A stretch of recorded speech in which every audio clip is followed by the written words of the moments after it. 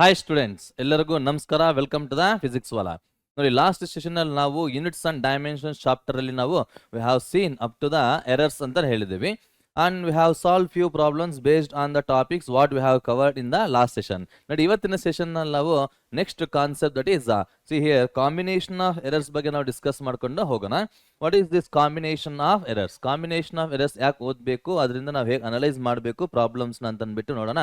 ಅಷ್ಟೇ ಅಲ್ಲ, what is this dimensions ಅಂತ ಒಂದ್ಸರಿ ಚೆಕ್ ಮಾಡ್ಕೊಳ್ಳೋಣ. ಡೈಮೆನ್ಷನ್ಸ್ ಅಂದ್ರೆ ಏನು, ಆಮೇಲಿಂದ ಅದರ ಅಪ್ಲಿಕೇಶನ್ಸ್ ಆಫ್ ಡೈಮೆನ್ಷನಲ್ ಅನಾಲಿಸಿಸ್ ಬಗ್ಗೆ ನಾವು ಡಿಸ್ಕಸ್ ಮಾಡಿಕೊಂಡು later will can go with significant figures and how to identify the significant figures and also how to round off a number. given a number ಕೊಟ್ಟಿರತಕ್ಕಂತ number ನ ಹೇಗೆ ನಾವು round off ಮಾಡಬೇಕು ಅಂತ ಅಂದ್ಬಿಟ್ಟು ಒಂದ್ಸರಿ ಚೆಕ್ ಮಾಡ್ಕೊಂಡು ಹೋಗೋಣ.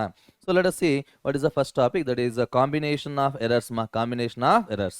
So let us understand why we have to go with the combination of errors. Combination of errors. Now I will give an example for that. See here, whenever we take an example, when you take an example for density of A cube ನ find out ಮಾಡ್ಬೇಕು. ನಾನು density ನಾನು find out ಮಾಡಬೇಕು ಅಂತಂದಾಗ general formula ಏನ್ರಿ ಅದಕ್ಕೆ ನಿಮಗೆ? Density is nothing but mass by volume ಅಂತ ಹೇಳ್ತಾರೆ. Mass by volume. ವಾಲ್ಯೂಮ್ ಅಂದ್ರೆ ಏನ್ ಬರೀಬಹುದು ನಾವಿಲ್ಲಿ ಅಂತಂದಾಗ, ನೋಡಿ ಇಲ್ಲಿ length into breadth into height. Is it right or not? That means ನಾನು ಡೆನ್ಸಿಟಿನ ಮೆಜರ್ ಮಾಡಬೇಕು ಅಂತಂದಾಗ, if you want to measure the quantity density, I want to measure 4 quantities. What are they? Mass, length, breadth and height. ಗೊತ್ತಾಗಿದಲ್ವಾ? So ಈ ರೀತಿ ನಾನು 4 quantities ನಾವು measure ಮಾಡಿದಾಗ ಪ್ರತಿಯೊಂದು ಕ್ವಾಂಟಿಟಿ ಅಂದ್ರೆ ಮಾಸಲ್ಲೂ ಎರರ್ ಬರುತ್ತೆ, ಲೆಂತ್ ಮೆಜರ್ಮೆಂಟ್ ಅಲ್ಲೂ ಎರರ್ ಬರುತ್ತೆ, ಬ್ರೆಡ್ತ್ ಅಲ್ಲೂ ಎರರ್ ಬರುತ್ತೆ, ಹೈಟ್ ಅಲ್ಲೂ ಎರರ್ ಬರುತ್ತೆ. ಯಾವ ಒಂದು ಎರರ್ ನಾನು ಕನ್ಸಿಡರ್ ಮಾಡಬೇಕು ಡೆನ್ಸಿಟಿಯಲ್ಲಿ ಅಂತ ನಾವು ಕ್ವಶನ್ ಹಾಕೊಂಡಿದ್ದಾಗ, so to avoid such confusions will go with combination of errors ಅಂತ ಹೇಳ್ತಾರೆ. Combination of errors. So see here, among them the first one is we can say that error in sum or difference ಅಂತ ಹೇಳ್ತಾರೆ. error in sum or difference ಅಂತಂದಾಗ, ಯಾವ್ದಾದ್ರು ಎರಡು quantities ನಾನು add ಮಾಡಿದ್ದಾಗ ಬರೋದಕ್ಕಂತ result ನ some ಅಂತ ಕರಿತೀನಿ. ಎರಡು ಕ್ವಾಂಟಿಟೀಸ್ ನಾನು ಸಬ್ಟ್ರಾಕ್ಟ್ ಮಾಡಿದ್ದಾಗ ಬರೋದಕ್ಕಂತ ರಿಸಲ್ಟ್ ನ ಡಿಫರೆನ್ಸ್ ಅಂತ ಕರಿತೀವಿ. ಗೊತ್ತಾಗಿದಲ್ವಾ? therefore we can say that let us consider let a and b are two quantities. let a and b are two quantities ಅಂತ ನಾವು ಕರೆಯೋಣ. ಅಂಡ್ ಮೆಜರ್ಮೆಂಟ್ ಆಫ್ ಎ, ನಾನು ಎನ ಮೆಜರ್ ಮಾಡಿದ್ದಾಗ measurement of A will give A plus or minus delta A ಅಂತ ಬರೀಬಹುದು. ಅದೇ ನಿಮಗೆ ಮೆಜರ್ಮೆಂಟ್ ಆಫ್ ಬಿ ನ ನಾನು ಮೆಜರ್ ಮಾಡಿದ್ದಾಗ I will get the measurement B plus or minus delta B ಅಂತ ಬರುತ್ತೆ. Got the point? ಇವಾಗ ಏನು ಹೇಳ್ತಾ ಇದ್ದೀನಿ, ನಾನು ಎ ಮತ್ತೆ ಬಿ ನ ಎರಡರನ್ನು ನಾನು ಆಡ್ ಮಾಡ್ತಾ ಇದ್ದೀನಿ. ಆಡ್ ಮಾಡಿದ್ದಾಗ ಬರತಕ್ಕಂಥ ಕ್ವಾಂಟಿಟೀಸ್ ಏನಂತ ಹೇಳ್ಬೋದಪ್ಪ? ಸಮ್ ಅಂತ ಕರಿತೀವಿ. Is it right or not? Now let us say here z is equals to a plus B ಅಂತ ಹೇಳ್ತಾ ಇದ್ದೀನಿ. ನೋಡಿ, ಇವಾಗ ಎ ಮತ್ತೆ ಬಿ ಎರಡೂ ಮೆಜರ್ಮೆಂಟ್ ನಾನು ಆಡ್ ಮಾಡಿದ್ದಾಗ ನಂಗೆ z ಅನ್ನೋ ಒಂದು ಕ್ವಾಂಟಿಟಿ ಬರುತ್ತೆ. ಆ z ಕ್ವಾಂಟಿಟಿನ ಹೇಗೆ ಇರುತ್ತೆ ಅಂತಂದಿದ್ದಾಗ, see here, z will be in the form of ಹೇಗಿರುತ್ತೆ ಅಂತಂದಾಗ, z will be in the form of z plus or minus delta z ಅಂತ ಬರುತ್ತೆ. ಗಾಟ್ ಇಟ್ ಮಾ? therefore what is z delta z indicate mean absolute error in the measurement of the quantity z ಅಂತ ಹೇಳ್ತಾರೆ. Got it ಮಾ? therefore whenever we add the two quantities, I will get a result called as a sum ಅಂತ ಹೇಳ್ತಾರೆ. ಆ some ಅಲ್ಲಿ ನಿಮ್ಗೆ ಏನಾಗುತ್ತೆ ಅಂತಂದಾಗ, see here, the absolute error in the sum is always equals to, ನೋಡಿ ಇಲ್ಲಿ, delta A plus delta B ಅಂತ ಮೈನಸ್ ಮಾಡಬಾರದು, ನಮಗೆ delta A plus delta B ಅಂತ ಬರೀಬಹುದು. ಗಾಟ್ ಇಟ್ ಮಾ? therefore we can say that ಏನ್ ಹೇಳ್ಬೋದು ನಾವಿಲ್ಲಿ, ಆನ್ಸರ್ ನೀಟಾಗಿ ಅರ್ಥ ಮಾಡ್ಕೊಳ್ಳಿ. In the sum or difference, sum ಅಲ್ಲಿ ಆಗಿರ್ಬೋದು, ಇಲ್ಲ ಅಂತಂದಾಗ ಡಿಫರೆನ್ಸ್ ಅಲ್ಲಿ ಆಗಿರ್ಬೋದು, the mean absolute error the mean absolute error is always equal to sum of sum of, what can you say here, mean absolute error equals to sum of mean absolute errors in individual quantities ಅಂತ ಹೇಳ್ತೀವಿ. in the individual quantities. ಅರ್ಥ ಆಗ್ತದಲ್ವಾ ಏನು ಹೇಳ್ತಾ ಇದೀವಿ ಅಂತ ಅಂದ್ಬಿಟ್ಟು. Why we are saying minus also ಅಂತಂದ್ರೆ ನಾನು ನಿಮ್ಗೆ ನೋಟ್ ಮಾಡಿರ್ತೀನಿ ನೋಡಿ, ಇಲ್ಲಿ ನೋಟ್ ಅಂತ ಹೇಳಿರ್ತೀನಿ. ಸಮ್ ಸಮ್ಮಲ್ಲಿ ಅಷ್ಟೇ ಅಲ್ಲ, ನಿಮಗೆ ಡಿಫರೆನ್ಸಲ್ಲೂ ಸಹ ನಿಮಗೆ ಇಷ್ಟೇ ಬರುತ್ತೆ. ಯಾಕೆ ಅಂತಂದಾಗ ಸಿ ಹಿಯರ್ ಇನ್ ಸಬ್ಟ್ರಾಕ್ಷನ್ ಅಂದ್ರೆ ಮೀನಿಂಗ್ ಏನು ಅಂತಂದಿದ್ದಾಗ, see here A minus B ಅಂದ್ರೆ ಮೀನಿಂಗ್ ಏನು ಇಲ್ಲಿ ಅಂತಂದ್ರೆ A plus of minus B ಅಂತ ಅರ್ಥ. ಅಂಡರ್ಸ್ಟ್ಯಾಂಡಿಂಗ್ ಅದಕ್ಕೆ ನೋಡಿ, subtraction is also nothing but addition of a negative quantity ಅಂತ ಅರ್ಥ. ಅದಕ್ಕೆ ನಿಮಗೆ ಸಮ್ಮಲ್ ಆಗಿರ್ಬೋದು ಇಲ್ಲ ಡಿಫರೆನ್ಸ್ ಅಲ್ಲಿ ಆಗಿರ್ಬೋದು, the mean absolute error of the sum or the difference is always equal to the sum of, plus or minus ಮಾಡಬಾರ್ದು, ನಿಮಗೆ ಪ್ಲಸ್ ಅಂತಾನೆ ತಗೋಬೇಕು. ಓಕೆನಾ. The sum of mean absolute errors in the individual quantities ಅಂತ ಹೇಳ್ತಾರೆ. In the individual quantities. ಒಂದು ಚಿಕ್ಕ example ನಾವು ಇವಾಗ ಅದಕ್ಕೆ ಸಾಲ್ವ್ ಮಾಡೋಣ. So see here, what is an example here? Let us say that let the temperature T1 is equals to 30 plus or minus 0.1 degree Celsius and T2 is equals to, let us say, 40 plus or minus 0.2 degree Celsius ಅಂತ ಹೇಳ್ತಾರೆ. Then find the value of T1 plus T2 ಅಂತ question ಕೇಳ್ತಾರೆ. ಅದು understanding ನಿಮ್ಗೆ ಎರಡು temperatures ಕೊಟ್ಟಿದ್ದಾರೆ, T1 ಮತ್ತು T2 temperatures value ಕೊಟ್ಬಿಟ್ಟು ನಿಮಗೆ find the sum of those two temperatures ಅಂತ ಕೇಳ್ಬೋದು, ಇಲ್ಲ difference of those two temperatures ನೀವು ಫೈಂಡ್ ಔಟ್ ಮಾಡಬೇಕು. ಸೊ ಒಂದ್ಸರಿ ನೀಟಾಗಿ ಅನಲೈಸ್ ಮಾಡಿ. ಇಲ್ಲಿ what is the value of this 30 here? 30 ಅಂದ್ರೆ ಮೀನಿಂಗ್ ಏನು ಅಂತಂದಾಗ, there is a mean value of the first temperature ಅಂತ ಹೇಳ್ತಾರೆ. Mean value of first temperature. What is 0.1 here? 0.1 represent, we can say that absolute error in the T1 reading. Absolute error in the T1 reading. The same manner, ಇಲ್ಲಿ 40 degree ಏನು ಕೊಡುತ್ತೆ ನಿಮಗೆ ಅಂತಂದಾಗ, it is the mean value of the second temperature. And 0.2 represent what here ಅಂತಂದಾಗ, absolute error in the second temperature ಅಂತ ಕರಿಬಹುದು. Got it ma? ನೋಡಿ, T1 plus T2 ಮಾಡಿದ್ದಾಗ, how can I write this value here?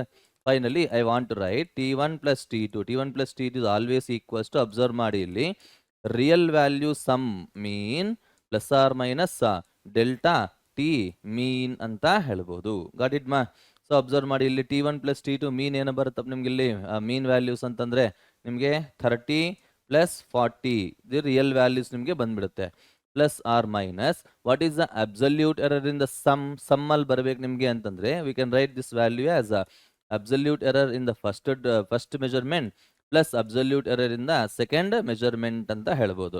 So if you do this simplification, 70 plus or minus delta T1 ಅಂದ್ರೆ 0.1, delta T2 ಅಂದ್ರೆ 0.2. If you add this you will get 0.3 degree Celsius ಅಂತ ನಾವು ಬರೀಬಹುದು. Degree Celsius. Got the point ಮಾ? ಅರ್ಥ ಆಗ್ತದಲ್ವಾ ನಾವು ಹೇಗೆ analyse ಮಾಡ್ತಾ ಇದೀವಿ ಅಂತ ಅಂದ್ಬಿಟ್ಟು. This how I can apply, I can apply the error, or I can find the error in the sum or in difference. Got it ಮಾ? ಇದನ್ನ ನಾವು ಪ್ರೂವ್ ಮಾಡಬಹುದು, ಬಟ್ ಪ್ರೂಫ್ ಅನ್ನೋದು ನಿಮಗೆ ಯಾವುದೇ ರೀತಿ ಯಾರು ನಿಮಗೆ ಬೋರ್ಡ್ ಎಕ್ಸಾಮಿನೇಷನ್ ಅಲ್ಲಿ ಕೇಳೋದಿಲ್ಲ. ಅದನ್ನ ಅಪ್ಲಿಕೇಶನ್ ಮಾತ್ರ ನಿಮಗೆ ಬರುತ್ತೆ. ಇದನ್ನ ಬೇಸ್ ಮಾಡಿಕೊಂಡು ನಿಮಗೆ ಎಕ್ಸಾಂಪಲ್ NCERT ಎಕ್ಸಾಂಪಲ್ ಮೇಲೂ ಸಹ ನಿಮ್ಮಲ್ಲಿ ಪ್ರಾಬ್ಲಮ್ ಕೇಳಿದ್ದಾರೆ, ಒಂದ್ಸರಿ ರೆಫರ್ ಮಾಡಿ, ನಿಮ್ಗೊಂದು ಐಡಿಯಾ ನಿಮಗೆ ಸಿಗುತ್ತೆ. ಅರ್ಥ ಆಗ್ತದಲ್ವಾ? ನಾವು let us see the second type second combination ಅಂತ ಏನು ಅಂತ ನೋಡೋಣ. ವಾಟ್ ಇಸ್ ಸೆಕೆಂಡ್ ಒನ್ ಅಂತಂದಾಗ, see here error in what is it ma here? Product.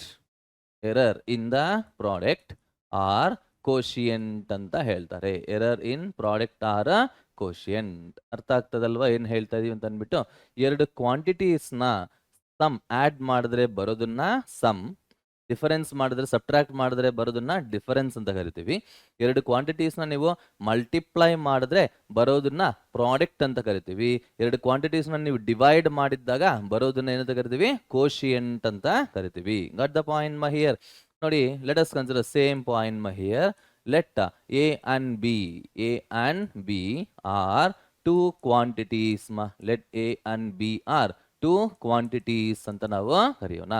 If I divide A by B, then I will get a product called as a Z ಅಂತ ಕರಿತೀವಿ. I will get a product called as a Z ಅಂತ ಹೇಳ್ತಾರೆ. If I multiply here A into B ನೀವು ಮಾಡಿದ್ದಾಗ again I will get a divide ಮಾಡಿದ್ದಾಗ ನಿಮಗೆ quotient ಬರುತ್ತೆ. Divide ಮಾಡಿದ್ರೆ quotient ಬರುತ್ತೆ. Multiply ಮಾಡಿದಾಗ ನಿಮಗೆ ಪ್ರಾಡಕ್ಟ್ ಬರುತ್ತೆ. So what is the error? What is the error in the product or in the quotient? Okay na? So see here, what can you say ma here? You can say the ಎರಡು quantities ನ ನೀವು multiply ಮಾಡಿದ್ದಾಗ ನಮಗೆ direct ಆಗಿ ಮೀನ್ absolute error ನಮಗೆ ಸಿಗೋದಿಲ್ಲ. I will get only relative error ಅಂತ ಹೇಳ್ತಾರೆ. Relative error. So for example let us see that the what can you say ಮಾ ಹಿಯರ್? ನಾನು ಸೆಂಟೆನ್ಸ್ ಬರೀತಾ ಇದ್ದೀನಿ. ರಿಸಲ್ಟ್ ಅಂದ್ರೆ ಈ ಒಂದು ಕೇಸ್ಗೆ ಫೈನಲ್ ರಿಸಲ್ಟ್ ಅಂತ ಹೇಳ್ತಾ ಇದ್ದೀನಿ. ನೀವು ನೆನಪಿಟ್ಕೊಂಡ್ರೆ ಸಾಕಾಗುತ್ತೆ, ಈಸಿಯಾಗಿ ನೀವು ಆನ್ಸರ್ ಮಾಡಬಹುದು. Okay, so see here, when two quantities are multiplied, when two quantities are multiplied or divided, ಎರಡು ಕ್ವಾಂಟಿಟೀಸ್ ನ ಮಲ್ಟಿಪ್ಲೈ ಮಾಡಿದ್ದಾಗ ಇಲ್ಲ ಡಿವೈಡ್ ಆಗಿದ್ದಾಗ will get directly relative error ಅನ್ನೋದು ನಿಮಗೆ ಸಿಗುತ್ತೆ. The relative error in the product, relative error in the product or quotient. Relative error in the product or quotient is equal to sum of relative error in the individual quantities ಅಂತ ಹೇಳ್ತಾರೆ. in the individual quantities. ಅರ್ಥ ಆಗ್ತದಲ್ವಾ ಏನು ಹೇಳ್ತಾ ಇದೀವಿ ಅಂತ ಅಂದ್ಬಿಟ್ಟು? ಈ final result ಅನ್ನೋದು ನಿಮ್ಮ ನೆನಪಿಟ್ಕೊಂಡ್ರೆ you can easily solve the problems ಮಾ here. Let us check see here. ನೋಡಿ, ಡೆಲ್ಟಾ ಝೆಡ್ ಬೈ ಝೆಡ್ ಅನ್ನೋದು ಏನು ರೆಪ್ರೆಸೆಂಟ್ ಮಾಡುತ್ತೆ? It is the relative error in the product Z ಅಂತ ಹೇಳ್ತಾರೆ, ಇಲ್ಲ ಇನ್ ದ ಕೋಶಿಯಂಟ್ ಝೆಡ್ ಅಂತ ಹೇಳ್ಬೋದು. Is equal to sum of what is delta A by A here ಅಂತಂದ್ರೆ it is the relative error in the measurement of the quantity A, plus what can you say here? Delta B by B ಅಂತ ಬರೀಬಹುದು. ಗೊತ್ತಾಗಿದಲ್ಲಪ್ಪ? This is how we can answer the question. Delta A plus delta A by A plus delta B by B is equal to delta Z by Z. ಗೊತ್ತಾಯ್ತಾ? Product quotient ಎರಡು ಒಂದೇ. ಯಾಕೆ ಅಂತಂದಿದ್ದಾಗ ಒಂದ್ಸಲ ನೀಟಾಗಿ observe ಮಾಡಿ. ನೋಡಿ, ಕೋಶಿಯಂಟ್ ಈಸ್ ನಥಿಂಗ್ ಬಟ್ ಏನ್ ಹೇಳ್ಬೋದು ನೋಡಿ, ಇಲ್ಲಿ ಎ ಇಂಟು ಬಿ ಇನ್ವರ್ಸ್ ಅಂತ ನಾವು ಬರೀಬಹುದು. A into B inverse. ಓಕೆನಾ? So quotient is also nothing but the product of inverse quantity ಅಂತ ಹೇಳ್ತೀವಿ. ಅದಕ್ಕೆ ನಿಮಗೆ ಪ್ರಾಡಕ್ಟ್ ಅಲ್ಲಿ ಆಗಿರ್ಬೋದು, ಇಲ್ಲ ಅಂತಂದ್ರೆ ಕೋಶಿಯಂಟ್ ಆಗಿರ್ಬೋದು, ನಮಗೆ ಸಿಗೋದು ರಿಲೇಟಿವ್ ಎರರ್ ಅಂತ ಹೇಳ್ತಾರೆ. Relative error in the product or quotient is always equal to sum of relative errors in the individual quantities ಅಂತ ಹೇಳ್ತಾರೆ. In the individual quantities. For example ಒಂದು ಚಿಕ್ಕ ಎಕ್ಸಾಂಪಲ್ ನಾನು ಕೊಡ್ತಾ ಇದ್ದೀನಿ ನೋಡಿ. whenever we consider Ohms law ನೀವೆಲ್ಲ familiar ಅಲ್ಲಪ್ಪ. So R is equals to V by I ಅಂತ ನಾವು ಬರೀಬಹುದು. therefore we can say that if the voltage across a resistor is equal to, we can say 50 plus or minus 0.5 volt ಅಂತ ಕೊಟ್ಟಿದ್ದಾರೆ. and what is the current through the resistor ಅಂತಂದಾಗ it is equals to 10 plus or minus 0.1 ampere ಅಂತ ಕೊಟ್ಟಿದ್ದಾರೆ. ಹಾಗಿದ್ದಾಗ then find the resistance ಅಂತ ಹೇಳ್ಬೋದು. R ನಾನು find out ಮಾಡಬೇಕು. What is the R value? So how can you analyse this question ಮಾ here? ಹೇಗೆ ಅನಲೈಸ್ ಮಾಡಬಹುದು ಅಂತ ಒಂದ್ಸರಿ ನೀಟಾಗೆ ಥಿಂಕ್ ಮಾಡಿ. R is nothing but what ಮಾ here? V by I. R is nothing but what? V by I. Got it? That is the quotient of voltage to current. V is nothing but what is that ma? Resistance ಅಂತ ಹೇಳ್ತಾರೆ. ಒಂದ್ಸರಿ ನೀಟಾಗಿ analyse ಮಾಡಿ ಆರ್ನ find out ಮಾಡ್ಬೇಕು ನಾವು ಅಂತಂದಾಗ ಏನು ಕೊಟ್ಟಿದ್ದಾರೆ ಇಲ್ಲಿ? ವಿ ಅಂತಂದ್ರೆ we can say 50 plus or minus 0.5 ಅಂತ ಕೊಟ್ಟಿದ್ದಾರೆ. ಅದೇ ನಿಮಗೆ ಐ ವ್ಯಾಲ್ಯೂ ಏನು ಕೊಟ್ಟಿದ್ದಾರೆ ನಿಮ್ಗೆ ಇಲ್ಲಿ? ಐ ಅಂತಂದ್ರೆ 10 ಪ್ಲಸ್ ಆರ್ ಮೈನಸ್ 0.1 ಆಂಪಿಯರ್ ಅಂತ ಕೊಟ್ಟಿದ್ದಾರೆ. ಗಾಟ್ ಇಟ್ ಮಾ? therefore we can say that what is 50 here? 50 indicate what ಅಂತಂದಾಗ it is a mean value of the voltage ಅಂತ ನಾವು ಬರೀಬಹುದು. ಓಕೆ, 0.5 ಅಂದ್ರೆ ಮೀನಿಂಗ್ ಏನು ಅಂತಂದಾಗ we can say delta V ಅಂತ ನಾವು ಬರೀಬಹುದು 0.5 ವೋಲ್ಟ್ ಅಂತ ಅಂದ್ಬಿಟ್ಟು. ಇಲ್ಲಿ ನಿಮಗೆ 10 ಏನು ಇಂಡಿಕೇಟ್ ಮಾಡುತ್ತೆ ನಿಮ್ಗೆ ಇಲ್ಲಿ ಅಂತಂದಾಗ it's the mean value of current which is nothing but 10 ampere. 0.1 ಅಂದ್ರೆ ಏನಿಲ್ಲಿ ಅಂತಂದಾಗ it is the error in the measurement of current ಅಂತ ನಾವು ಹೇಳ್ಬೋದು. ಡೆಲ್ಟಾ ಐ ಎಂ ಅಂತ ಬರೀಬೋದು, ಡೆಲ್ಟಾ ಐ ಅಂತ ರೆಪ್ರೆಸೆಂಟ್ ಮಾಡ್ಕೊಳ್ಳೋಣ ಸಿಂಪಲ್ ಆಗಿ. 0.1 ampere. Got the point ma? Therefore we can understand that R first ನಾವು ರಿಯಲ್ ವ್ಯಾಲ್ಯೂನ ಬರೆದು ಬಿಡೋಣ. ರಿಯಲ್ ವ್ಯಾಲ್ಯೂ ನಾವು ಫಸ್ಟ್ ಫೈಂಡ್ ಔಟ್ ಮಾಡೋಣ. What is the real value of this ಮಾ here? Real value of the resistance is nothing but real value of the voltage divided by real value of the current. Voltage is ಕೊಡಿದ್ರೆ ನಿಮಗೆ ಇಲ್ಲಿ 50 divided by 10 ಅಂತ ಹೇಳ್ಬೋದು. 50 divided by 10 which is nothing but 5 ohm ಅಂತ ಬರುತ್ತೆ. Therefore it is a quotient ಅಲ್ವಾ? Therefore we can say delta R by R is equals to delta V by V plus delta I by I ಅಂತ ಬರೀಬಹುದು. So simplify ಮಾಡಿ ಇಲ್ಲಿ ನೋಡಿ delta V value 0.5 divide by 50 ಅಂತ ಹಾಕ್ಬೋದಲ್ವಾ? 0.5 divide by 50 plus delta I by I. Delta I ಅಂತಂದ್ರೆ ಏನು ಬರೀಬೋದು? 0.1 ಡಿವೈಡ್ ಬೈ 10 ಅಂತ ಬರೀಬಹುದಲ್ವಾ? 0.1 divide by 10. So simplify this value. Delta R by R is equal to what is relative ಎರರ್ನ find out ಮಾಡ್ತಾ ಇದ್ದೀನಿ. Relative error. What is delta R by R ಮಾ? It is nothing but relative error in the resistance ಏನ್ರಿ ಬರುತ್ತೆ ಇಲ್ಲಿ ನಿಮಗೆ ನೋಡಿ ಇಲ್ಲಿ 0.05 by 5 ಅಂತಂದ್ರೆ you will get 0.01 ಅಂತ ಬರುತ್ತೆ. ಇಲ್ಲೂ ನಿಮಗೆ 0.01 ಅಂತ ಬರುತ್ತೆ which is nothing but 0.02 ಅಂತ ಬರುತ್ತೆ. But I want only what is this here? delta R is equals to 0.02 into R which is nothing but 0.02 into R value. R value ಎಷ್ಟು ಬಂತಪ್ಪ ನಿಮ್ಗೆ ಇಲ್ಲಿ? 5 ತಾನೇ ಬಂದಿರೋದು ಇಲ್ಲಿ. 5 to the 10 ಅಂತಂದ್ರೆ you will get 0.1 ohm ಅಂತ ಬರುತ್ತೆ. Therefore resistance of the resistor is always equals to mean value of the resistance plus or minus delta R ಅಂತ ಬರಿತೀವಿ which is nothing but 5 plus or minus 0.1 ohm ಅಂತ ಬರೀಬಹುದು. ಓಕೆನಾ? This is how I can apply or I can apply the relative errors to find out the value of the resistance in the given example. I hope you are following this. ನಿಮ್ಗೆ ಅರ್ಥ ಆಗ್ತಾ ಇದೆ ಅಂತ ನನಗೆ expect ಮಾಡ್ತಾ ಇದ್ದೀನಿ. ಏನಾದರೂ doubt ಇದೆ ಅಂತಂದರೆ ಇನ್ನೂ ಒಂದ್ಸರಿ ನೋಡಿ, ಇಲ್ಲ ಅರ್ಥ ಆಗಿಲ್ಲ ಅಂತಂದಾಗ ಕಮೆಂಟ್ ಮಾಡಿ. I will explain to you. ಓಕೆನಾ?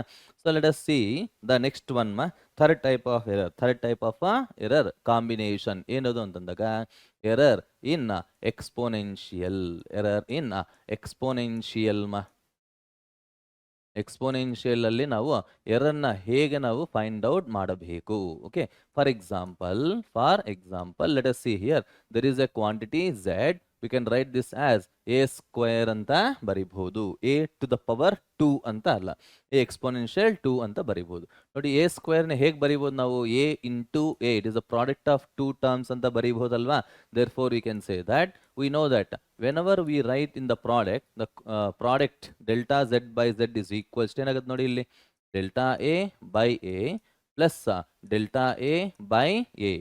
ಪ್ರೀವಿಯಸ್ ಕೇಸ್ ನೀವು ಒಂದ್ಸರಿ ಅನಲೈಸ್ ಮಾಡಿಕೊಳ್ಳಿ. ಸೊ ಎಷ್ಟು ಬಂತು ನಿಮ್ಗೆ ಇಲ್ಲಿ? 2 into delta A by A ಅಂತ ಬರುತ್ತೆ.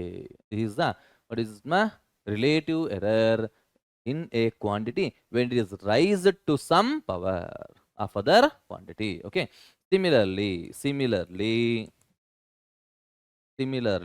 we can say that ಏನು ಹೇಳ್ಬೋದು ನೋಡಿ ಇಲ್ಲಿ, if z is equals to a to the power of p ಇದೆ ಅಂತಂದ್ರೆ ಅವಾಗ ನಾವು ರಿಲೇಟಿವ್ ಎರರ್ ಇಂದ z ಏನು ಬರೀಬೋದು ನೋಡಿ ಇಲ್ಲಿ, delta z by z is equals to p into delta A by A ಅಂತ ಬರೀಬಹುದು. Delta A by A. Got it ಮಾ?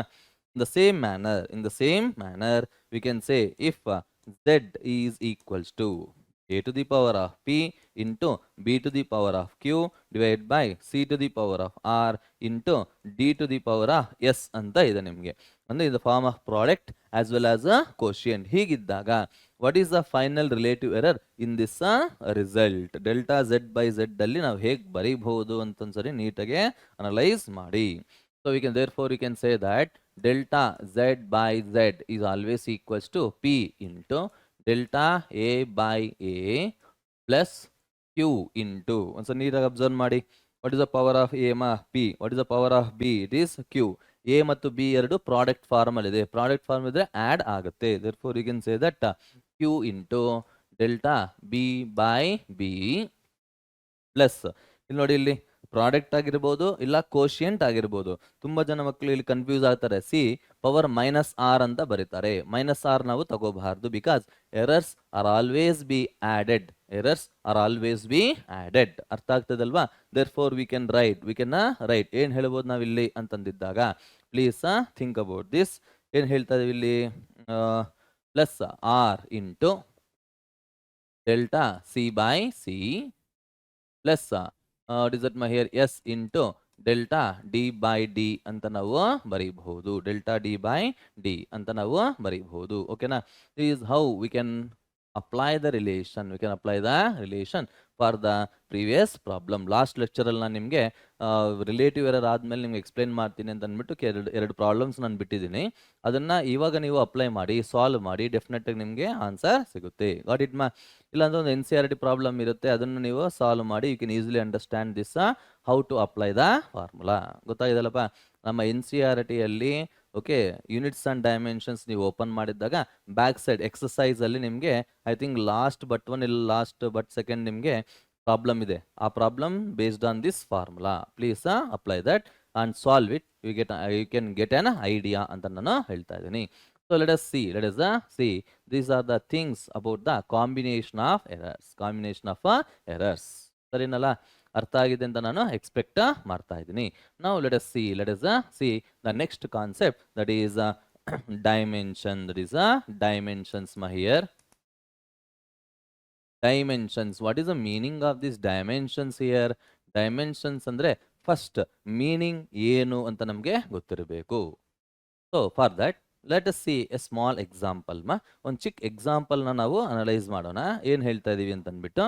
See here, let us consider an example. What is that example here ಅಂತಂದ್ರೆ, let us say if I want to know what is the volume here. Volume ನ ಹೇಗೆ ಬರಿಬಹುದು ನೋಡಿ, ಇಲ್ಲಿ length into breadth into height ಅಂತ ಬರಿಬಹುದಲ್ವಾ?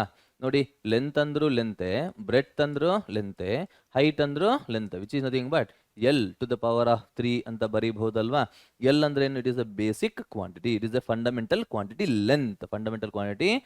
ಇನ್ the same manner ಡೆನ್ಸಿಟಿನ್ ಬರಿಬೇಕು ನಾನು ಅಂತಂದ್ರೆ we can say it is mass by volume. Is it right? That is m divide by l into b into h, which is nothing but ನೋಡಿ, ಇಲ್ಲಿ m to the power of 1 ಅಂತ ಬರೀಬಹುದು, divide by l to the power of 3 ಅಂತ ಬರೀಬಹುದು. That is nothing but m ನೋಡಿ l power -3 ಅಂತ ಬರುತ್ತೆ. ಅಂದ್ರೆ ಇದು 1 - 3, this is also 3. That means we have to observe and we have to understand that ಏನು ಅಂತಂದಾಗ, see here, to represent any quantity, ಯಾವುದಾದ್ರೂ ಒಂದು ಕ್ವಾಂಟಿಟಿ ನಾನು ರೆಪ್ರೆಸೆಂಟ್ ಮಾಡಬೇಕು ಅಂತಂದ್ರೆ ನೋಡಿ, ಫಂಡಮೆಂಟಲ್ ಕ್ವಾಂಟಿಟೀಸ್ನ ಸ್ವಲ್ಪ ಪವರ್ಗೆ ನಾನು ರೈಸ್ ಮಾಡಬೇಕಾಗಿರುತ್ತೆ. Okay, so these powers are called as dimensions ಅಂತ ಹೇಳ್ತಾರೆ. ಗಾಟ್ ದ ಪಾಯಿಂಟ್ ಮಾ? So I am repeating the definition of dimensions are nothing but the powers to which the fundamental quantities are written. Fundamental quantities are raised illa written to represent a physical quantity.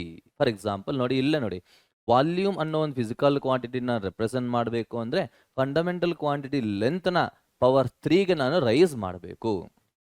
ಅದೇ ರೀತಿ density ಅನ್ನೋ ಒಂದು ಕ್ವಾಂಟಿಟಿನ represent ಮಾಡಬೇಕು ಅಂತಂದ್ರೆ ನೋಡಿ, mass power 1ಗೆ raise ಮಾಡಬೇಕು, ಲೆಂತ್ ಪವರ್ -3ಗೆ ನಾನು ರೈಸ್ ಮಾಡಬೇಕು. Okay, so these powers are called as dimensions ಅಂತ ಹೇಳ್ತಾರೆ. So what is the definition here? ನೋಡಿ ಇಲ್ಲಿ ಬರಿತಾ ಇದ್ದೀನಿ ನಾನಿಲ್ಲಿ, the powers to which the powers to which fundamental quantities are raised powers to which the fundamental quantities are raised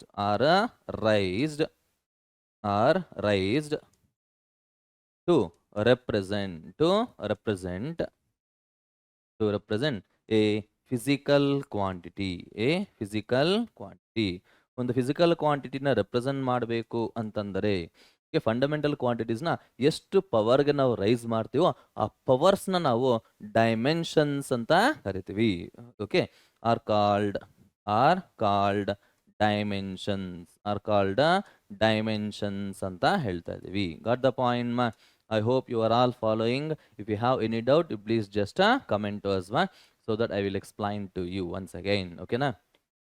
Yes, fundamental ಕ್ವಾಂಟಿಟೀಸ್ನ ಯಾವ ಪವರ್ಗೆ ರೈಸ್ ಮಾಡಬೇಕು ಆ ಪವರ್ಸ್ನ ನಾವು ಡೈಮೆನ್ಷನ್ಸ್ ಅಂತ ಕರಿತಾ ಇದೀವಿ. ನೋಡಿ, ಇವಾಗ ಡೈಮೆನ್ಷನ್ನ ನಾವು ಹೇಗೆ ರೆಪ್ರೆಸೆಂಟ್ ಮಾಡಬೇಕು ಅನ್ನೋದನ್ನ ನೋಡೋಣ. It is a dimension. Next one is dimensional formula here. Dimensional formula ಅಂದ್ರೆ ಏನು ಅಂತಂದ್ರೆ ನಾನು ಡೆಫಿನೇಷನ್ ಕೊಡ್ತಾ ಇದ್ದೀನಿ, ನೀಟಾಗಿ ಅರ್ಥ ಮಾಡ್ಕೊಳ್ಳಿ. So dimensional formula is nothing but the expression ಅದೊಂದು ಎಕ್ಸ್ಪ್ರೆಷನ್ ಆಗಿರುತ್ತೆ. ಆ ಎಕ್ಸ್ಪ್ರೆಷನ್ ಏನ್ ಹೇಳುತ್ತೆ ನಿಮ್ಗೆ ಅಂತಂದ್ರೆ the expression which shows what and how are the fundamental quantities. That means ಯಾವುದೋ ಒಂದು ಎಕ್ಸ್ಪ್ರೆಷನ್ ಇರುತ್ತೆ, ಆ ಎಕ್ಸ್ಪ್ರೆಷನ್ ಏನ್ ತೋರಿಸುತ್ತೆ ಅಂತಂದ್ರೆ ಯಾವ ಫಂಡಮೆಂಟಲ್ ಕ್ವಾಂಟಿಟೀಸ್ನ ಎಷ್ಟು ಡೈಮೆನ್ಷನ್ಸ್ಗೆ ನಾವು ತಗೊಂಡು ಹೋಗಿದ್ದೀವಿ ಅನ್ನೋ ರೆಪ್ರೆಸೆಂಟ್ ಮಾಡೋದೇ ಈ ಡೈಮೆನ್ಷನಲ್ ಫಾರ್ಮುಲಾ ಅಂತ ಹೇಳ್ತದೆ. Expression which shows how and to what dimension are what and how the fundamental quantities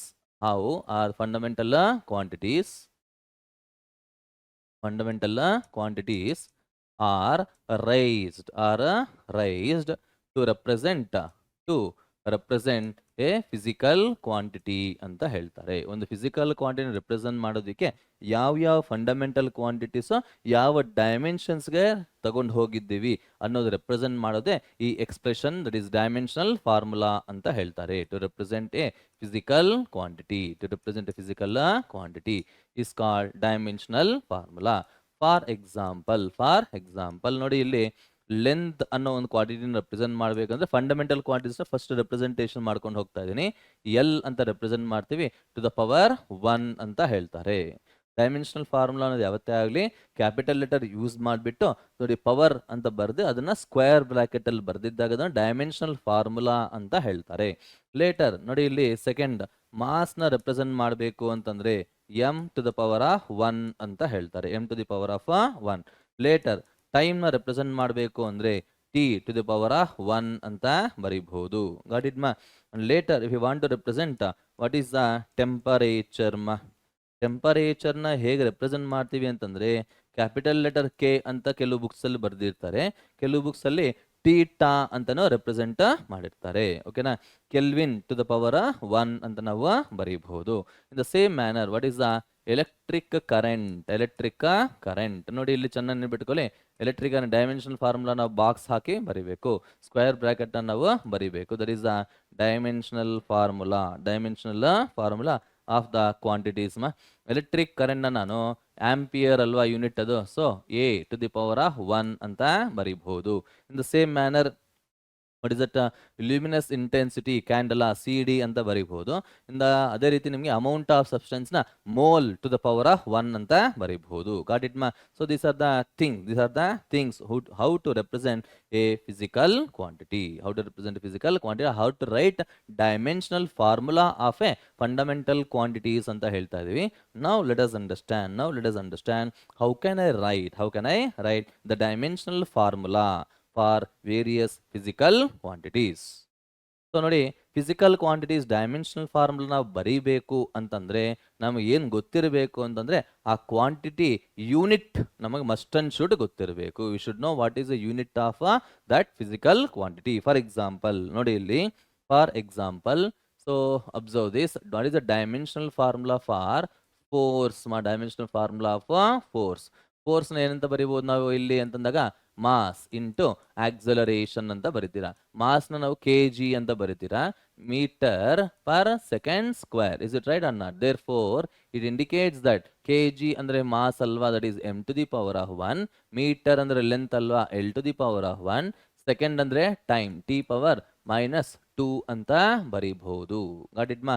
if you know what is the unit of a physical quantity, then you can write easily dimensional formula. In the same manner ನೋಡಿ ಇಲ್ಲಿ, if I want to write density, if I want to write the quantity density, density ಅಂದ್ರೆ meaning ಏನಿಲ್ಲಿ, mass by volume ಅಂತ ಬರೀತೀರಾ.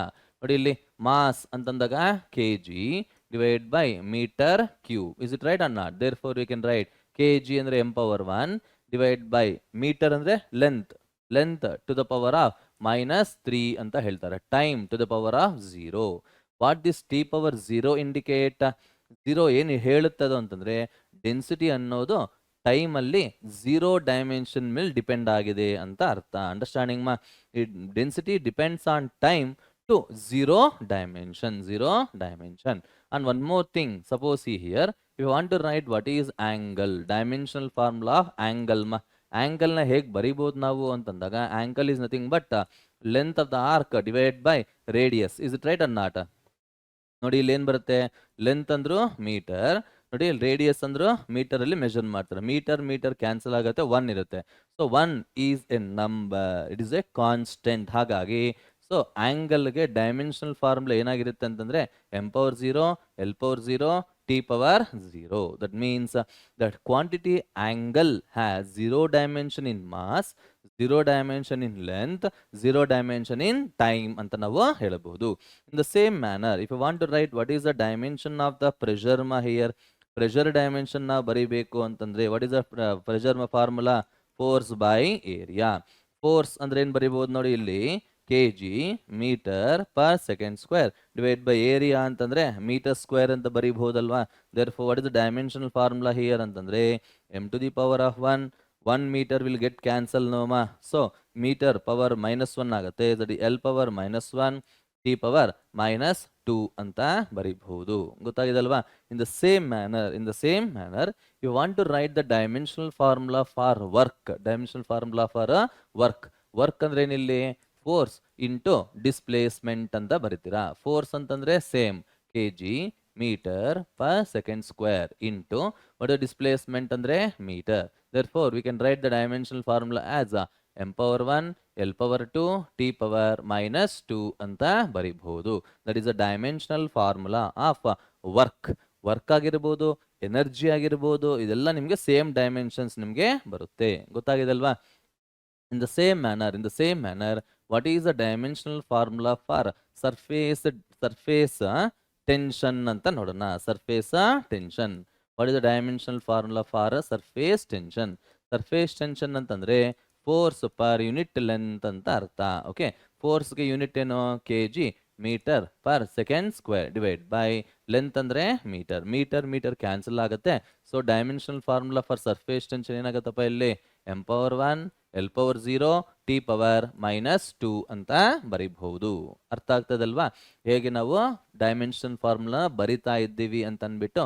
I hope you are all following the thing here. So in the same manner, we can understand or we can write the dimensional formula of what is the thing that is called as energy density ಅಂತ ಹೇಳೋಣ. energy density. ಓಕೆನಾ? Energy density ಅಂದ್ರೆ meaning ಏನು ಅಂತಂದ್ರೆ, see here, it is defined as energy per unit volume ಅಂತ ಹೇಳ್ತಾರೆ. Energy per unit volume. So ಎನರ್ಜಿಗೆ unit ಏನು ಅಂತಂದ್ರೆ ಜೌಲ್ ಅಂತ ಬರೀಬಹುದು, ಇಲ್ಲ ಅಂದ್ರೆ K G metre square per second square ಅಂತ ಬರೀಬಹುದು. ಇಲ್ಲಿ ವಾಲ್ಯೂಮ್ ಅಂತಂದ್ರೆ ಮೀಟರ್ ಕ್ಯೂಬ್ ಅಂತ ಆಗುತ್ತೆ. ಸೊ ನೋಡಿ ಇಲ್ಲಿ ಅನಲೈಸ್ ಮಾಡಿದ್ದಾಗ ಡೈಮೆನ್ಷನಲ್ ಫಾರ್ಮುಲಾ ಅನ್ನೋದು ಕೆ ಜಿ ಅಂದ್ರೆ ಎಂ ಪವರ್ 1, ಇಲ್ಲಿ ಮೀಟರ್ ಸ್ಕ್ವೇರ್ 1 ಇಲ್ಲಿ ಕ್ಯಾನ್ಸಲ್ ಆಗುತ್ತೆ. ಇನ್ನು 1 ಅಂತಂದಾಗ ಎಲ್ ಪವರ್ -1 ಇರುತ್ತೆ, ಟಿ ಟು ದಿ ಪವರ್ -2 ಅಂತ ಬರೀಬಹುದು. ಓಕೆನಾ? Like that, like this we can write a dimensional formula of any physical quantity if I know what is the unit of that quantity. ಸರಿನಾ? So what is the homework to you ma here? Homework ಏನ್ ತಗೊಳ್ತೀರಾ ಅಂತಂದಿದ್ದಾಗ see observe ಮಾಡಿ. Homework ಅಂತಂದಾಗ refer appendix I think 9 ಅನ್ಸುತ್ತಪ್ಪ.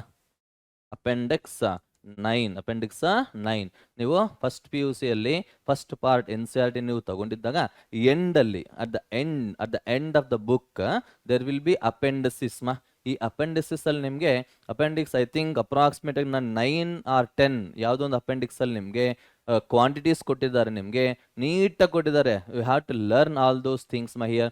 ನೋಡಿ, ಒಂದು ಕಾಲಮಲ್ಲಿ quantities ಕೊಟ್ಟಿದ್ದಾರೆ, ಆ ಕ್ವಾಂಟಿಟೀಸ್ ಫಾರ್ಮುಲಾ ಏನಾಗಿರುತ್ತೆ, ಫಾರ್ಮುಲಾ ಆದಮೇಲೆ ಯೂನಿಟ್ ಆಗಿರುತ್ತೆ, ಯೂನಿಟ್ ಆದಮೇಲೆ ನಿಮಗೆ ಡೈಮೆನ್ಷನಲ್ ಫಾರ್ಮುಲಾ ಹೇಗೆ ಡಿರೈವ್ ಮಾಡಬಹುದು ಅಂತ ನಿಮಗೆ ತೋರಿಸಿದ್ದಾರೆ. Please refer N C R T, please refer N C R T ಅಂತ ಹೇಳ್ತಾ ಇದ್ದೀನಿ. ಇಸ್ ಇಟ್ ರೈಟ್ ಮಾ?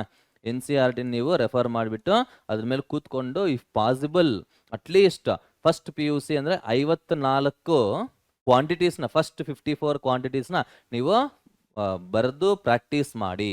It helps you a lot. Okay, ಇನ್ನು 54 ಆದಮೇಲೆ ನಿಮಗೆ ಬರೋದೆಲ್ಲ ಆಲ್ಮೋಸ್ಟ್ ಆಲ್ ನಿಮಗೆ second P U C quantities ಆಗಿರುತ್ತೆ. ಹಾಗಾಗಿ ಸೆಕೆಂಡ್ ಪಿ ಯು ಸಿಲಿ ನೀವು ಓದ್ಬೋದು. ಅಲ್ಲಿಗೆ ನಿಮಗೆ ಒಂದು ನಾಲೆಡ್ಜ್ ಸಹ ನಿಮಗೆ ಬಂದಿರುತ್ತೆ, ಹೇಗೆ ನಾವು ಡೈಮೆನ್ಷನಲ್ ಫಾರ್ಮುಲಾ ಬರೀಬಹುದು ಅಂತ ಅಂದ್ಬಿಟ್ಟು. ಸೊ ಅಪ್ ಟು ಇವಾಗ ಪ್ರೆಸೆಂಟ್ ಸಿಚುವೇಶನ್ಗೆ ನೀವು at least first P U C quantities ಬಗ್ಗೆ ನೀವು ಓದಿ. ಗಾಟ್ ಇಟ್ ಮಾ?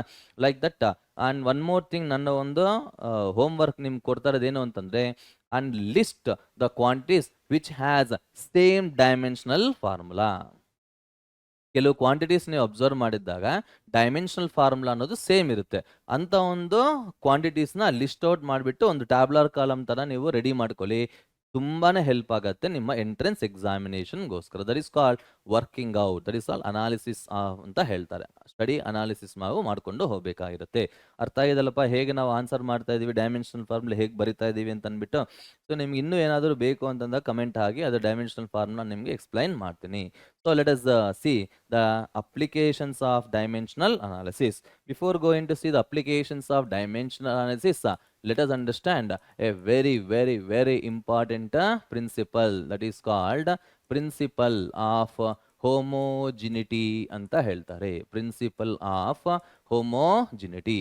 What this principle says ma, ಏನು ಹೇಳುತ್ತಿದ್ದು ಅಂತಂದಿದ್ದಾಗ ನೋಡಿ, ನಮ್ಗೆಲ್ಲರೂ ಗೊತ್ತೇ ಇರುತ್ತೆ ಆಲ್ರೆಡಿ. ನಾವು ಸೊ ಒಂದು ಈಕ್ವೇಷನ್ನ ಬರೆದಿದ್ದಾಗ, ಒಂದು ಈಕ್ವೇಷನ್ನಲ್ಲಿ ನಿಮಗೆ ಲೆಫ್ಟ್ ಹ್ಯಾಂಡ್ ಸೈಡು ನಿಮಗೆ ಕ್ವಾಂಟಿಟೀಸ್ ಇರುತ್ತೆ, ರೈಟ್ ಹ್ಯಾಂಡ್ ಸೈಡಲ್ಲೂ ಸಹ ನಿಮಗೆ ಕ್ವಾಂಟಿಟೀಸ್ ಅನ್ನೋದು ಇರುತ್ತೆ. Is it right or not? Therefore ಈ ಪ್ರಿನ್ಸಿಪಲ್ ಆಫ್ ಹೋಮೋಜಿನಿಟಿ ಏನು ಹೇಳುತ್ತೆ ಅಂತಂದರೆ, ಇನ್ a physical